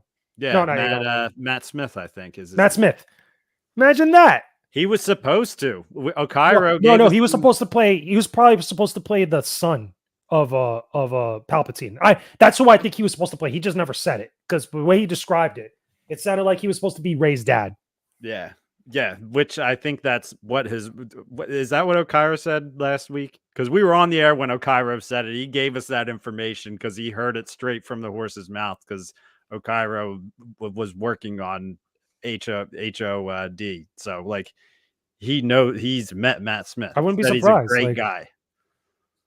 he'd be awesome for something like it. But the point is, like, those are stories, or Darth Bane, because Bane is canon already from the Clone Wars. Like, why don't you do something with the Darth Bane trilogy or one of the stories, at least a miniseries? You kidding me? That what? You want to talk about giving people Jedi stuff or Sith stuff? That's as Sith as you get. Yeah. Besides Plagueis. I can't tell you how many movies or shows I've watched where I'm just like, man, this is I'm like, this is just a great story. And then I'll look it up and realize that it was based on a book. And it's like, there is nothing wrong with taking a book that is ultra successful and just putting it on the screen for us, because not everybody reads books. Weird. It's so questionable. This is why also I'm a little worried with Acolyte when it comes out eventually, because that's so based in the High Republic. The High Republic has not hit for a lot of people. Like, again, I've had no desire, no appealing to go read those books. And the comics, by the way, screwed up. I think me and you talked about this, Dave, at one point. One of the comics screwed up a thing with lightsabers that was a huge controversy with a lot of people because they just couldn't understand the physics of a lightsaber. And the artist or the story, the writer for that actual comic arc, I think they admitted on social media that, like, yeah, I kind of screwed up.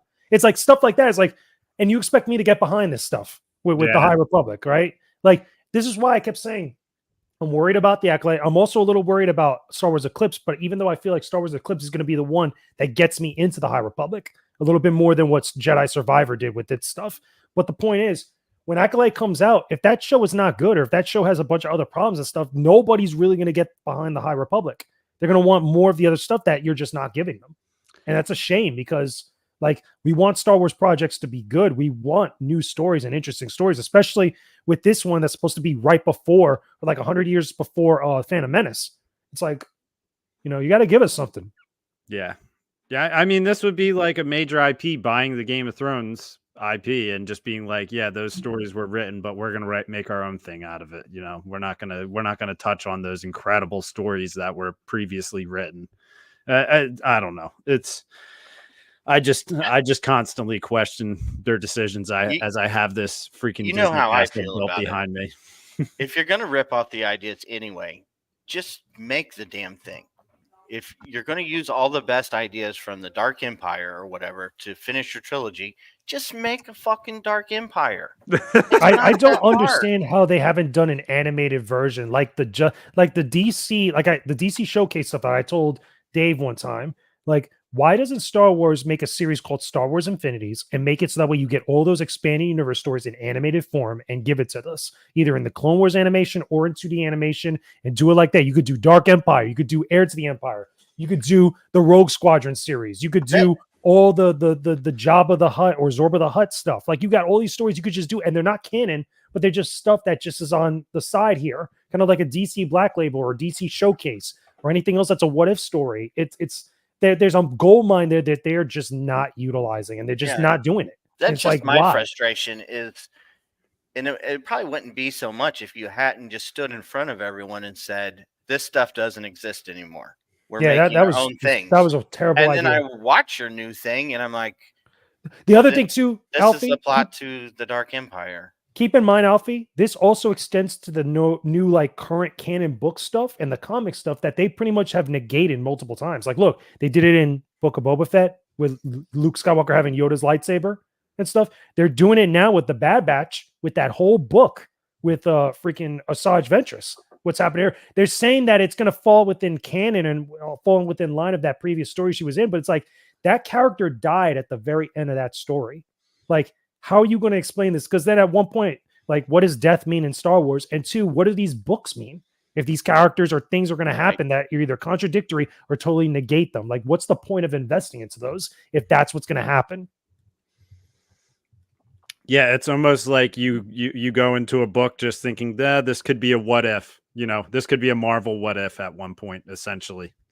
Like not everything's going to be or needs to be Splinters of the Mind's Eye. Like you don't need to make things like that. You have to at least, have some sort of consistency. I feel like at least that's my opinion on a lot of these things. Yeah. Feel that. Now I'm looking through my topics and I pretty much have a lot of stuff crossed off. There's probably stuff I missed this week. Is there anything off the top of your heads that you could think that I may have missed as far as Star Wars news goes? Because I do have one topic that's off topic of anything Star Wars. Star Wars wise, I know, Alfie, you said the thing about Star Wars Outlaws before we start recording, so you might want to tackle that again, for anybody that doesn't know.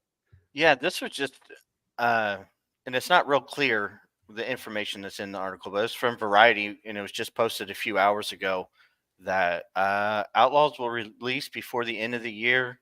Ubisoft will unveil its fiscal 2024-25 slate in more detail in May, including Star Wars Outlaws. They're cooking on that game, dude. They're not messing around. Are they all hands on deck on that? JJ? Well, that's the next big Star Wars release for game wise that's coming out. Because keep in mind, and I could talk like this because I know Star Wars games and I'm like so invested into this, right? Absolutely. The other Star Wars game that was supposed to come out this year at some point, and it's probably not going to come out till later next year, was Star Wars Hunters. That's the only other Star Wars game that's supposedly done, quote unquote. Okay. Besides what Respawn is cooking up. Respawn is the studio that's cooking right now. That's in the kitchen, actually making games for us that are going to be big. That eventually, I hope we hear about them in some form this year, like towards like Summer Game Fest, if not the Game Awards or PlayStation State of Play or something, right? What I do believe, Star Wars Outlaws is going to come out this year. I think I was telling you guys before we start recording, but for everybody else, I think that's going to come out sometime in the fourth quarter this year. If it's not going to be spring this year, it's not going to be March or April like that. And if they're going to talk about it in May in some way where it might actually be dropping, that tells me that fourth quarter this year for the holiday season is when we might see that game, because it makes sense. Big IP game like that, Star Wars game, a lot of people are looking forward to it. A lot of people love Star Wars. You release that during the holiday season, that's where you're going to make your most, and you're going to sell your most units, especially on current gen hardware. So PlayStation 5, Xbox Series X, PC, etc. The other one too, outside of the three Star Wars games that Respawn's making, which is the next Jedi game with Cal Kestis, the FPS that's supposed to be inspired by the Jedi Knight series, so Kyle Katarn think, and then the RTS, which is possibly very similar to like a mobile game, or if not, inspired by Empire at War. The thing is, the other game that we have in the pipeline is Star Wars Eclipse, and I don't think we're seeing Star Wars Eclipse this year. I think that's a game that probably gets talked about next year, more than likely, and then the following year release, because that's was it Quantic Dream. They're the ones that are done stuff like Detroit Become Human, Heavy Rain, Beyond Two Souls. They take a long time to make games, and I think a lot of that stuff, with the development of that game, got really pushed back with all the controversy that they had and trying to find a lot of people to hire up to actually develop the game. So they've gone back on track with development. There was interviews that I wrote about a couple months ago, if not a little bit longer ago, about them saying that, look, we got more people in the studio in France. We're getting back on development with Star Wars Eclipse. So, which is good. That game was just revealed way too early, to be honest with you. So yeah, I think that little teaser next big game is Star Wars Outlaws. So get excited. Yeah, I mean, I love that Star Wars Outlaws was announced, and they're just like, it seems like Ubisoft is putting all of their effort into it, and it's going to get released, and it looks like it's going to be a pretty. That's awesome the team that game. did the Division, that Massive Entertainment. They're the ones that made the Division, and I liked what I saw with the reveals and also developer walkthrough. A lot of people seem to be down about that game. I think last time I was here, we talked about it, Dave. Yeah, it was right around. I can't understand where these people are coming from. Like, this game looks great. It's going to be doing things that we've wanted to see for a very long time in a Star Wars game. So I think we'll get one more trailer probably in May. I'm guessing, if I'm a guessing man, May the 4th, around that time frame. So just in time for May the 4th, I could totally see May the 4th having a new trailer or new gameplay demonstration, and then the Ubisoft, whenever they're going to talk about it, Ubisoft Forward or whatever else, they talk about it in May, and then we get that holiday Q4 release schedule. I'm calling either September, October. I'd be very surprised if it's not around that time frame. Yeah. Yeah, I'm excited for that. Dude, I've been seeing rumblings in comment sections of people like begging for Battlefront 3, man. People are saying they want another Battlefront game. Go complain to EA.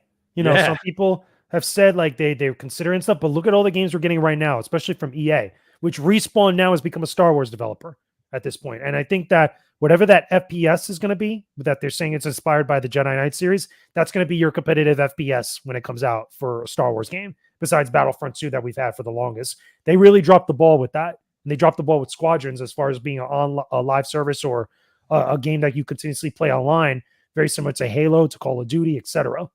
Yeah, that because there are people that play that a lot. That's one Star Wars game I never played because honestly, like, and maybe I've missed out on it, but I played it for probably which one? Squadrons? Yes. I only played it for a short amount of time because when it comes to ship games, I want it to be third person so bad. Yeah, me too. I want it to be Squadron. Yeah, I want to see the ship. And like the old Jedi Starfighter game from PS2. Like I just love which that game you could switch to first person or third person in that game. I mean, it wasn't like I don't think there was a cockpit view. It was just that view where you could see the for Jedi Starfighter and Starfighter, I think it was mostly first person because Rogue Squadron was the third person game. But I think you could switch to where you could see your ship. I think you could I don't think I've ever played those games in third person, to be honest with you. Yeah. I would have to go back and look. I think if you hit select, it would switch to third. I'm always a sucker for third person. I'll play first person games, but I love to see like, that's why to me, it's always funny. It's like in Call of Duty, it's like, I've never felt the need to buy a season pass and get all these skins because I'm like, I can't see my guy wearing it. Like, well, there's a third person mode in Call of Duty Warzone and Call of Duty proper. You could actually do that and stuff. But with these Star Wars games, I feel like we got a lot of good stuff coming over the horizon. We got this next one that I think is going to be good. A lot of people are down on for stupid reasons, but from what we've seen and what we actually know about this game, I think that it's going to be at least the bare minimum good. I don't think this is going to be a garbage game. I don't think that it's going to be a game that, unless there's some catastrophic failure at launch, I don't think this is going to be a game that people are going to be mad about. I think that this is looking like a very ambitious game. We're getting a lot of planets. We got ground to space seamlessly. We got space combat, transportation, stuff that seems awesome. I mean, new characters. And I keep saying this because I wrote a whole editorial about this and I've talked about it multiple times. This takes place between Empire and Jedi. This is Shadows of the Empire territory. But I will be shocked if something like Black Sun is not implemented this because we got the Pikes, we got the Empire, we got the Rebellion, we got the Hutts, all of this stuff. And this whole game is based on reputation with Kay Vess and Nyx like that. I would be very surprised if we don't see some of the stuff. I'm calling it now. If there's any surprises in Star Wars Outlaws, I feel like it's going to be stuff from Shadows of the Empire, from Expanded Universe, stuff like that. Because there's potential there because of all the planets we're going to. We're going to Tatooine. Looks like we're going to Coruscant. Looks like we're going to Naboo. And then I forgot the other planet that they mentioned, the original planet that they were on in the demo. I just can't remember the name of it at the moment. But there's a lot of potential there. There's exciting potential there. Yeah. And I love the way they meet up with Dash Rendar there. Oh, that'd be sweet. Dude, that would be dope. I doubt they'll do it, but it would be a cool surprise. The thing is, it's the time frame that gives it out for me. Because if you're setting it in between there, look what you have to play with. You have all that stuff. Like again, you have the Galactic Civil War going on. You're implementing all the bounty hunters guilds that are in here, more than likely, because they mentioned the Pikes, they mentioned the Hutts, etc. Like, what's them to stop like actually implementing Black Sun? And if not Black Sun on the main game, why not do a DLC? Hey, here's Black Sun and the Crimson Dawn, syndicates like that. There's extra stuff that you could mess around with. That'd be really cool. Like, there's a lot of good ideas that I feel like they should be talking about. Yeah. I wish like hearing a game like that, dude. I wish I could just create a player with that type of game, honestly. I don't mind it. That's what everybody made a big deal about with Outlaws. saying that they wanted to create their character, but like, where was that same concern when Jedi Fallen Order was coming out? Yeah, Like, I don't have that. Like, that's not a sticking point for me at all. But just like hearing that, I'm just like, man, I wish I could go. Like, I mean, it's the same with GTA. You play GTA with characters. yeah, You you know play what I with a mean? character that's already made. Like, Yeah, it's a predetermined character, and I think that was one of the things I saw the most of, like dogging on Outlaws, that I thought was stupid, because it's like, if you were okay with Fallen Order and Survivor, you should be okay with this. Like, there's nothing yeah, wrong with that. If you want the customizable experience, that's why the Old Republic is still around. It's still going and going strong, from my understanding, even though they made the transfer over between BioWare, it's the other company that they're doing it right now, and it still gets new content and stuff. So you had that experience there, and I won't be surprised if like the FPS from Respawn, whatever they call it, might implement something like that, especially if it's an FPS and there's like maybe it's something involving loadouts, because keep in mind, Respawn are the people that made Titanfall. Okay. That's a big thing. And that had stuff that was customizable with their character when you were playing online against other people. So yeah. there's Yeah, potential it's not a sticking point for me. That's just a Mm. random thought that I had. So to hear that people are riled up about it, I'm definitely not riled up about it, because Yeah. they are bringing a new character into Star Wars. And I mean, we saw what happened with Cal Kestis. He feels like a real part of Star Wars from the video game world. So that is really a cool thing. And we're getting multiple too. Keep in mind, we're getting that assassin droid that's a bounty hunter with her that has a personality, and we're getting her Yeah. little creature called Nyx, which is cool. Yeah, I'm excited about it. I'm definitely excited about it. Now, I'm pretty much checked off on my list, but I do have one question for you, JJ, because I know Sure. you're an expert on it. Yeah. Why is it so damn hard to beat the Hercules level in Kingdom Hearts 1? Because those games, when they were developed back then, the Kingdom Hearts 1 was 2001 or I'm 2000. replaying it right now, dude, and I'm just like, So you're in the Coliseum, right? yeah, In the and I'm Coliseum, like, I'm gonna Kingdom have to Hearts go 1. back to other levels. I Do you think I'm gonna know? have Do to you go back know? to other levels to get Was more it which cup potions. you're on? Because if you just got there, you're in the easiest cup. Obviously, it's like the Pegasus Cup or something. Yeah, whatever. I made it. I made it through to where you're fighting. I made it through all the stages, which was like super hard to do. And I'm like, When you you got to know fight what? Cloud. Yeah. And Cloud kicked my ass, and I used all my potions up. So now I'm back to square one. Now I'm Yeah, like, you I just got to got go no back and level potions. up. You got to grind. Those games back in the day, with the way that they were designed, are a little bit unforgiving compared to what we got now, because more modern Kingdom Hearts games are a little bit more forgiving. They make you level up and get stronger faster in different ways. You have more options to do that. My suggestion is to go back to either Alice in Wonderland or to the jungle area and actually level up, because Yeah. you're in that first ring, from my understanding, because of the Hercules. It's Alice in Wonderland, the jungle area for Tarzan, and then that before you go Yeah. to the next area, which I is went to Tarzan. I moved on to Tarzan because I'm yeah, like, I can't deal with you this. finished Tarzan, or you just got there? No, I got there, and I'm moving on in that. You ever played Okay, so Kingdom yeah, Hearts, Alfie? No, I haven't. I watched my son play it, but I have not played that game. it's a good series. It's a good series. It It's a long one. Like, there's a it lot of is. games. You could get the complete collection for like $20, and you get like all 6 games or all the games up till now, which is cool. Yeah, it's funny because my memory card still has all of my old saves on it from when I was a Mhm. kid. So I'm essentially at the same point I was when I was a kid, and I had 40 hours of playtime when I was a kid compared to like maybe 13 or 14 hours to where I'm at right now. And I'm just like, dude, I know. The funny thing about Kingdom Hearts is like you'll have a task and you'll be like, I need to do this, and then you realize you can't, and then you're just like, I need to go try something else, and then like a scene will pop in because you couldn't do it. It's like some scenes are almost made for you to not be able to complete that and for Kinda, you to just yeah. give up. Like, I don't There's know. a couple of instances like that in the older games, especially in the first game. There's certain fights you have to lose that you just got to deal with it, or certain fights where you just got to explore until you hit the right thing or find the right thing.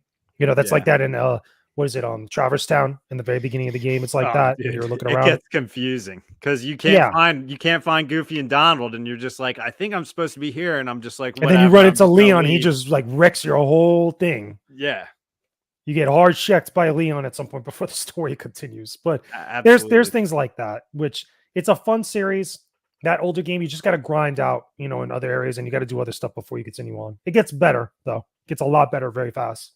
Well, it looks like Joe's coming here on March 22nd. We've been talking about this, so I'm ready for you, Joe. I'll get some good cheesesteak locations for you, and we'll have a little feast here.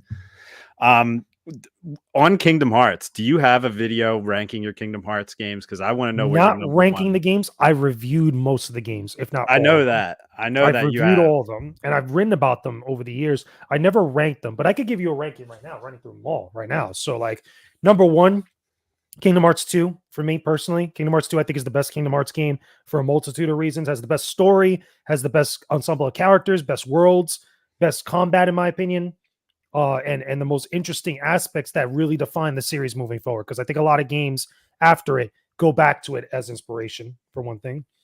After that, I would probably say Kingdom Hearts 1, the first game, Final Mix, or whatever else. Because again, it's the one that started all. And I've been with the series since the beginning, since the very start. I remember watching the commercials when they was still advertising it. And that specific game had a different resonance with everybody else than the later games did in different ways. The tagline for the series, I don't know if you know this from the commercials, was "You'll never know who will pop up next." And it was the idea of like, what are the different Disney worlds you get to go visit? They leaned very heavy on it. It wasn't so much about Sora and Riku and Kairi and stuff. They really leaned on the Disney stuff with it. That was like a big selling point, and it surprised everybody. Number 3, I would say Kingdom Hearts Birth by Sleep, which is like the prequel to Kingdom Hearts 1 that has the 3 characters that was originally on the PSP, but it's now also on the consoles that you could go back and play in the complete collection. It allows you to play 3 different characters that take place, I think, about 5-10 years prior to Kingdom Hearts 1. And has a whole bunch of worlds and other stuff that add on to the lore. It gets a little bit more convoluted and such, but it adds on the gameplay, and the fighting is really good. The battle system is awesome. The boss fights are pretty good too. And the shifting system that they have that allows you to do different attacks and stuff is pretty darn good with each character. Number 4, I would probably say Dream Drop Distance. Dream Drop Distance is the 3DS game that also got ported over to the PS4. I never even heard of that. I never even heard of that Kingdom one. Hearts Dream Drop Distance. They played on it like Kingdom Hearts 3D. It's not Kingdom Hearts 3. It's Kingdom Hearts 3D. Like, whole idea where it was played on the 3DS. Whenever but it's a game that takes place between Kingdom Hearts 2 and Kingdom Hearts 3 leading into it. Like that. The only reason why I put that over Kingdom Hearts 3, which Kingdom Hearts 3 would be the next one after that, is because I find that Dream Drop Distance, even though it's a kind of a useless game, it's the most interesting with concepts that they tried something different while still remaining the same as Kingdom Hearts 3. And you could switch up the 2 because Kingdom Hearts 3 I still think is also a pretty good game, but I don't like a lot of the story decisions in Kingdom Hearts 3. I think that there were certain things that when the game first came out, they were very questionable. Like when the game first came out, you didn't see any of the Final Fantasy characters really. You hardly ever saw them until a DLC that came afterwards that threw them in there. It's like, I go to this world, I see some of these characters. Where the hell is everybody else that I saw in the last game? Like, it was just questionable like that. But the fighting's awesome. The visuals are beautiful. The stages are huge. It doesn't complete the Xehanort saga, which is the big saga of the first 3 games, as well as it should. And they kind of leaned on that, like setting stuff up, but it's like, whatever. I'm not a huge fan of that, but it's still a good game to play. I remember reviewing that game for my website at the time. Coalition, I gave it a 9 out of 10 because I ended up getting it from Square Enix and I had a little bit early than everybody else to play it and stuff. After that, I would say Kingdom Hearts. I would probably say Kingdom Hearts. Because this is when you get to the bad territory. Because then you have Kingdom Hearts Unchained Key, which is the mobile game, and I don't even really count that because a lot of people, unless you're diehard into the lore of Kingdom Hearts, you're not going to care about this game, especially if you don't play on mobile. It takes place years prior to the first game, prior to Birth by Sleep, which is like really makes the story and the lore and the universe really convoluted. It's really out there, whatever. Then you get Kingdom Hearts 358/2, which is on the DS, which it focuses on Roxas, the side character in Kingdom Hearts 2. That game I don't think is that great. I think that they tried to be ambitious with trying to implement multiplayer into the actual series with the DS through ad hoc multiplayer. Was not that great. Was a very mediocre, shallow game. Some people swear by it because of the story. I don't think the story is all that great either. If you know nothing about Kingdom Hearts 2, you're not going to care about this story. Then you got Kingdom Hearts Recoded, which is another one that's useless, which is like, it's on the DS. It has Kingdom Hearts 1 gameplay, but you're revisiting older worlds from Kingdom Hearts 1, deals with technological stuff. The whole game takes place in a computer. It's really stupid and weird. And it's like, again, if you're not caring about this story, you're not going to care about this game either. And then finally, at the bottom of the barrel, you have Kingdom Hearts Chain of Memories and Kingdom Hearts Chain of Memories, both for the PS2 and also other platforms and on the GBA. Those games are horrible. They have this horrible card system for the battles, which totally changes up the formula. Some people like it. It's called the sleight system. I think it's terrible because it doesn't feel like Kingdom Hearts. It's stupid. You have to rely on this deck of cards in order to do certain attacks for certain situations, and I just don't think that's that great. So That sounds and I overly think that's all of complicated. them, with the exception of Melody of Memory, which is like a music game, which is totally different from the rest of the Kingdom Hearts series. If you like Final Fantasy Therethum or Therethum Final Fantasy, you'll play it. It's just focused on Kingdom Hearts stuff. And I don't really consider that part of the main series. It's just kind of like in its own corner. Like that. Same thing with Dark Road, which is still Union Cross or Unchained Key, the mobile game. Nobody cares about it unless you're deep into that stuff. And it is what it is. So there you go. That's my ranking. I love it, dude. I love it. You just went right into that. I can tell you know Kingdom Hearts like Yeah. the back of your I've hand. been I with mean, that. you Like I got said, I've been with it since keyblades day hanging one. on the wall behind you. So I mean, Day one. I see those keyblades. It's funny. Well, besides the Keyblades, you can't see it now. I have some of my games signed by some of the voice actors. I don't know if you know who Richard Epcar is. He's the voice of Ansem in Kingdom Hearts, but he was also Bato from Ghost in the Shell. He's Lord Raiden in Mortal Kombat.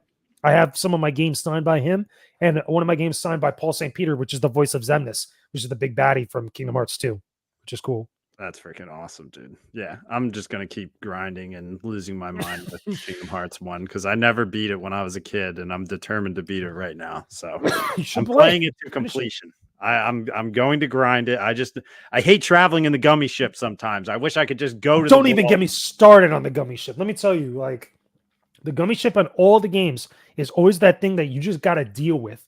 It's like later games got a little bit better with it. It got a little bit more action packed, but you still got to go through them. They're just kind of like one of those like necessary evils you got to deal with. I know. It's crazy. It's crazy. Well, we hit it for an hour 45 tonight, fellas. And we're gonna wrap it on that. I'm gonna go around the horn for final thoughts. And JJ, thanks for being a guest. Appreciate it. Again, I think this is the 6th or 7th time you've been on here, and I always have fun chatting it up with you. You always bring some good knowledge to the game, and it's definitely good to hear your thoughts on everything. you. And obviously, you have a lot of information backed on your thoughts, so definitely good to have you Thank on. you. You got any final thoughts to wrap up this episode, and then I'll go to Alfie after you. Final And thoughts or things to share that I'm doing, because there's a lot. Yeah, share what you have going on, and Yeah. again, share where to find you on everything. Yeah, sure. So everybody listening to the show now, not only thank you for listening, thank you for having me on, but also again, you can find me everywhere. I'm literally at Jakejames Lugo, which you can see here on the YouTube screen now, everywhere on Twitter at Jakejames Lugo, on TikTok at Jakejames Lugo, daily uploads of gaming stuff, Star Wars stuff, entertainment, movies, and TV stuff every single day over on TikTok, Instagram at Jakejames Lugo, Patreon. I have a Patreon that has exclusive content at Jakejames Lugo as well. I'm also on Threads at Jakejames Lugo, that you can find me there. Coming up soon, I have new videos that I've just posted up today, even on my YouTube channel, including new indie game that I previewed on PlayStation 5, my Star Wars Podcast Day special for the podcast that's already up now, and I'm breaking them up into segments. I'm actually taking segments of them and uploading them as separate videos, so you get more videos of each individual segment, or at least certain ones that I have on there. I've done it already a couple times with some of the podcast episodes, where people could check out certain topics or whatnot.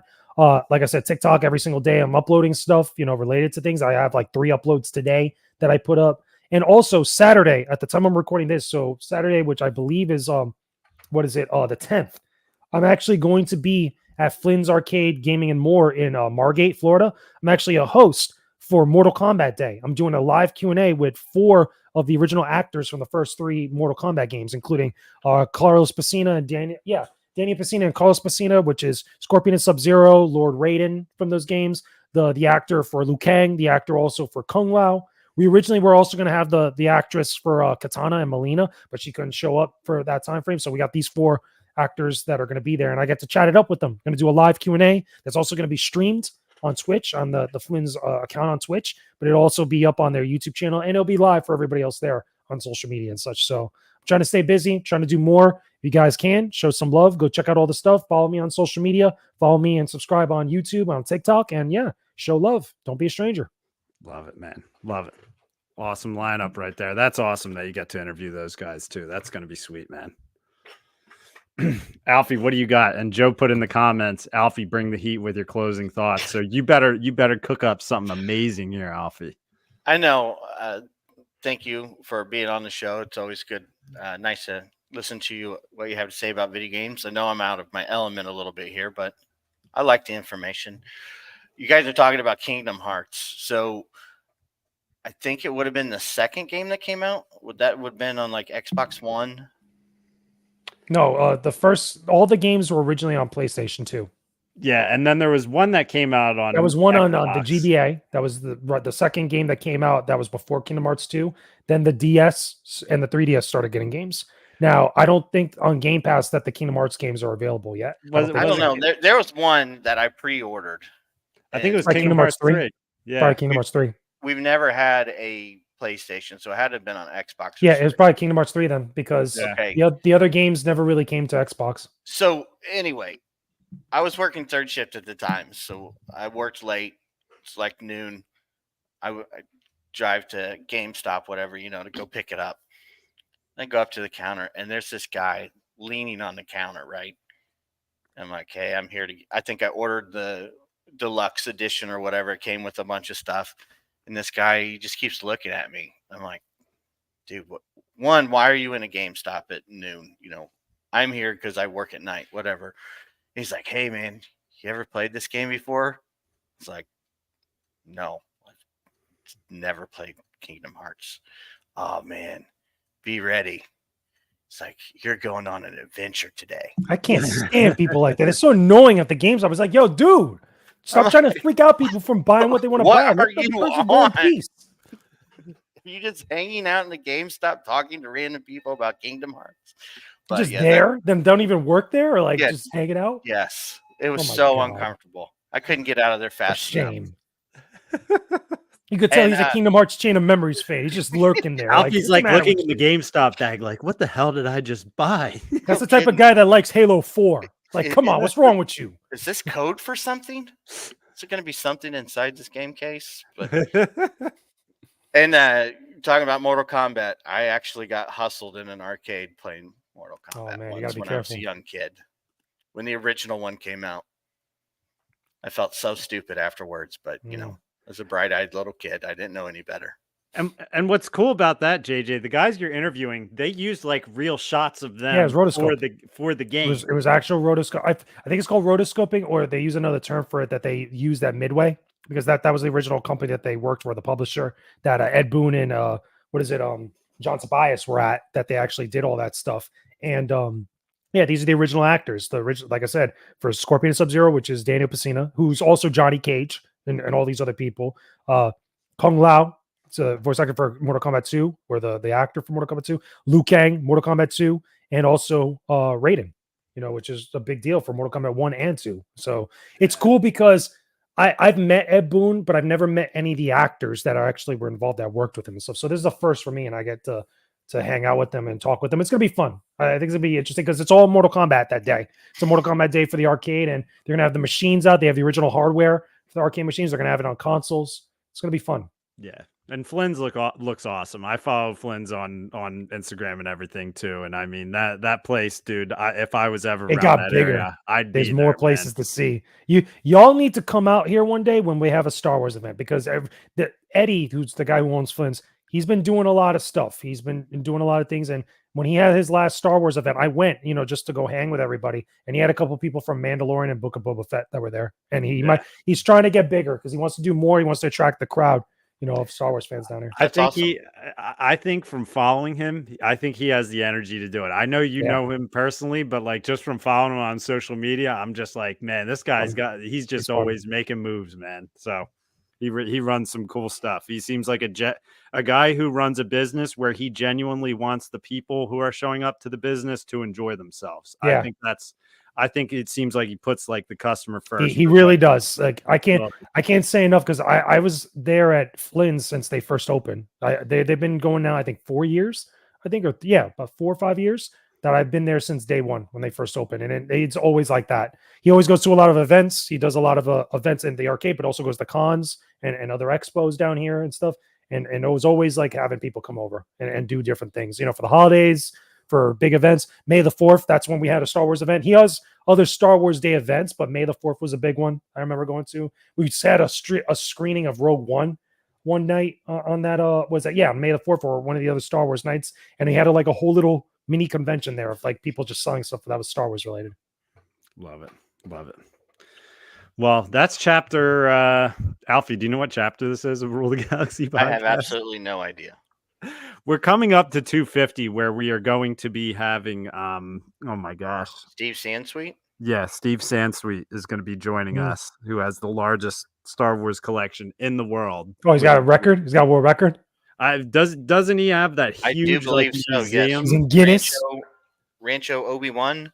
Yeah. Oh, okay, yeah, he's in Guinness. Yeah, he's definitely in Guinness Book of World Records. That man has stuff that I didn't even know existed. Yeah. All right, there you go. Joe is still tuned in. Chapter 246. And also, I have to say, next week we're going to be having Mark Thompson, Star Wars audiobook narrator, as our guest. So that's definitely exciting. He's always fun to have on. He always throws some voices out every so often. And he's just a big Star Wars fan himself. So definitely check him for that one. So for chapter 246, from me, from Alfie, from Jakejames Lugo, that's Rule the Galaxy podcast. And may the Force be with you.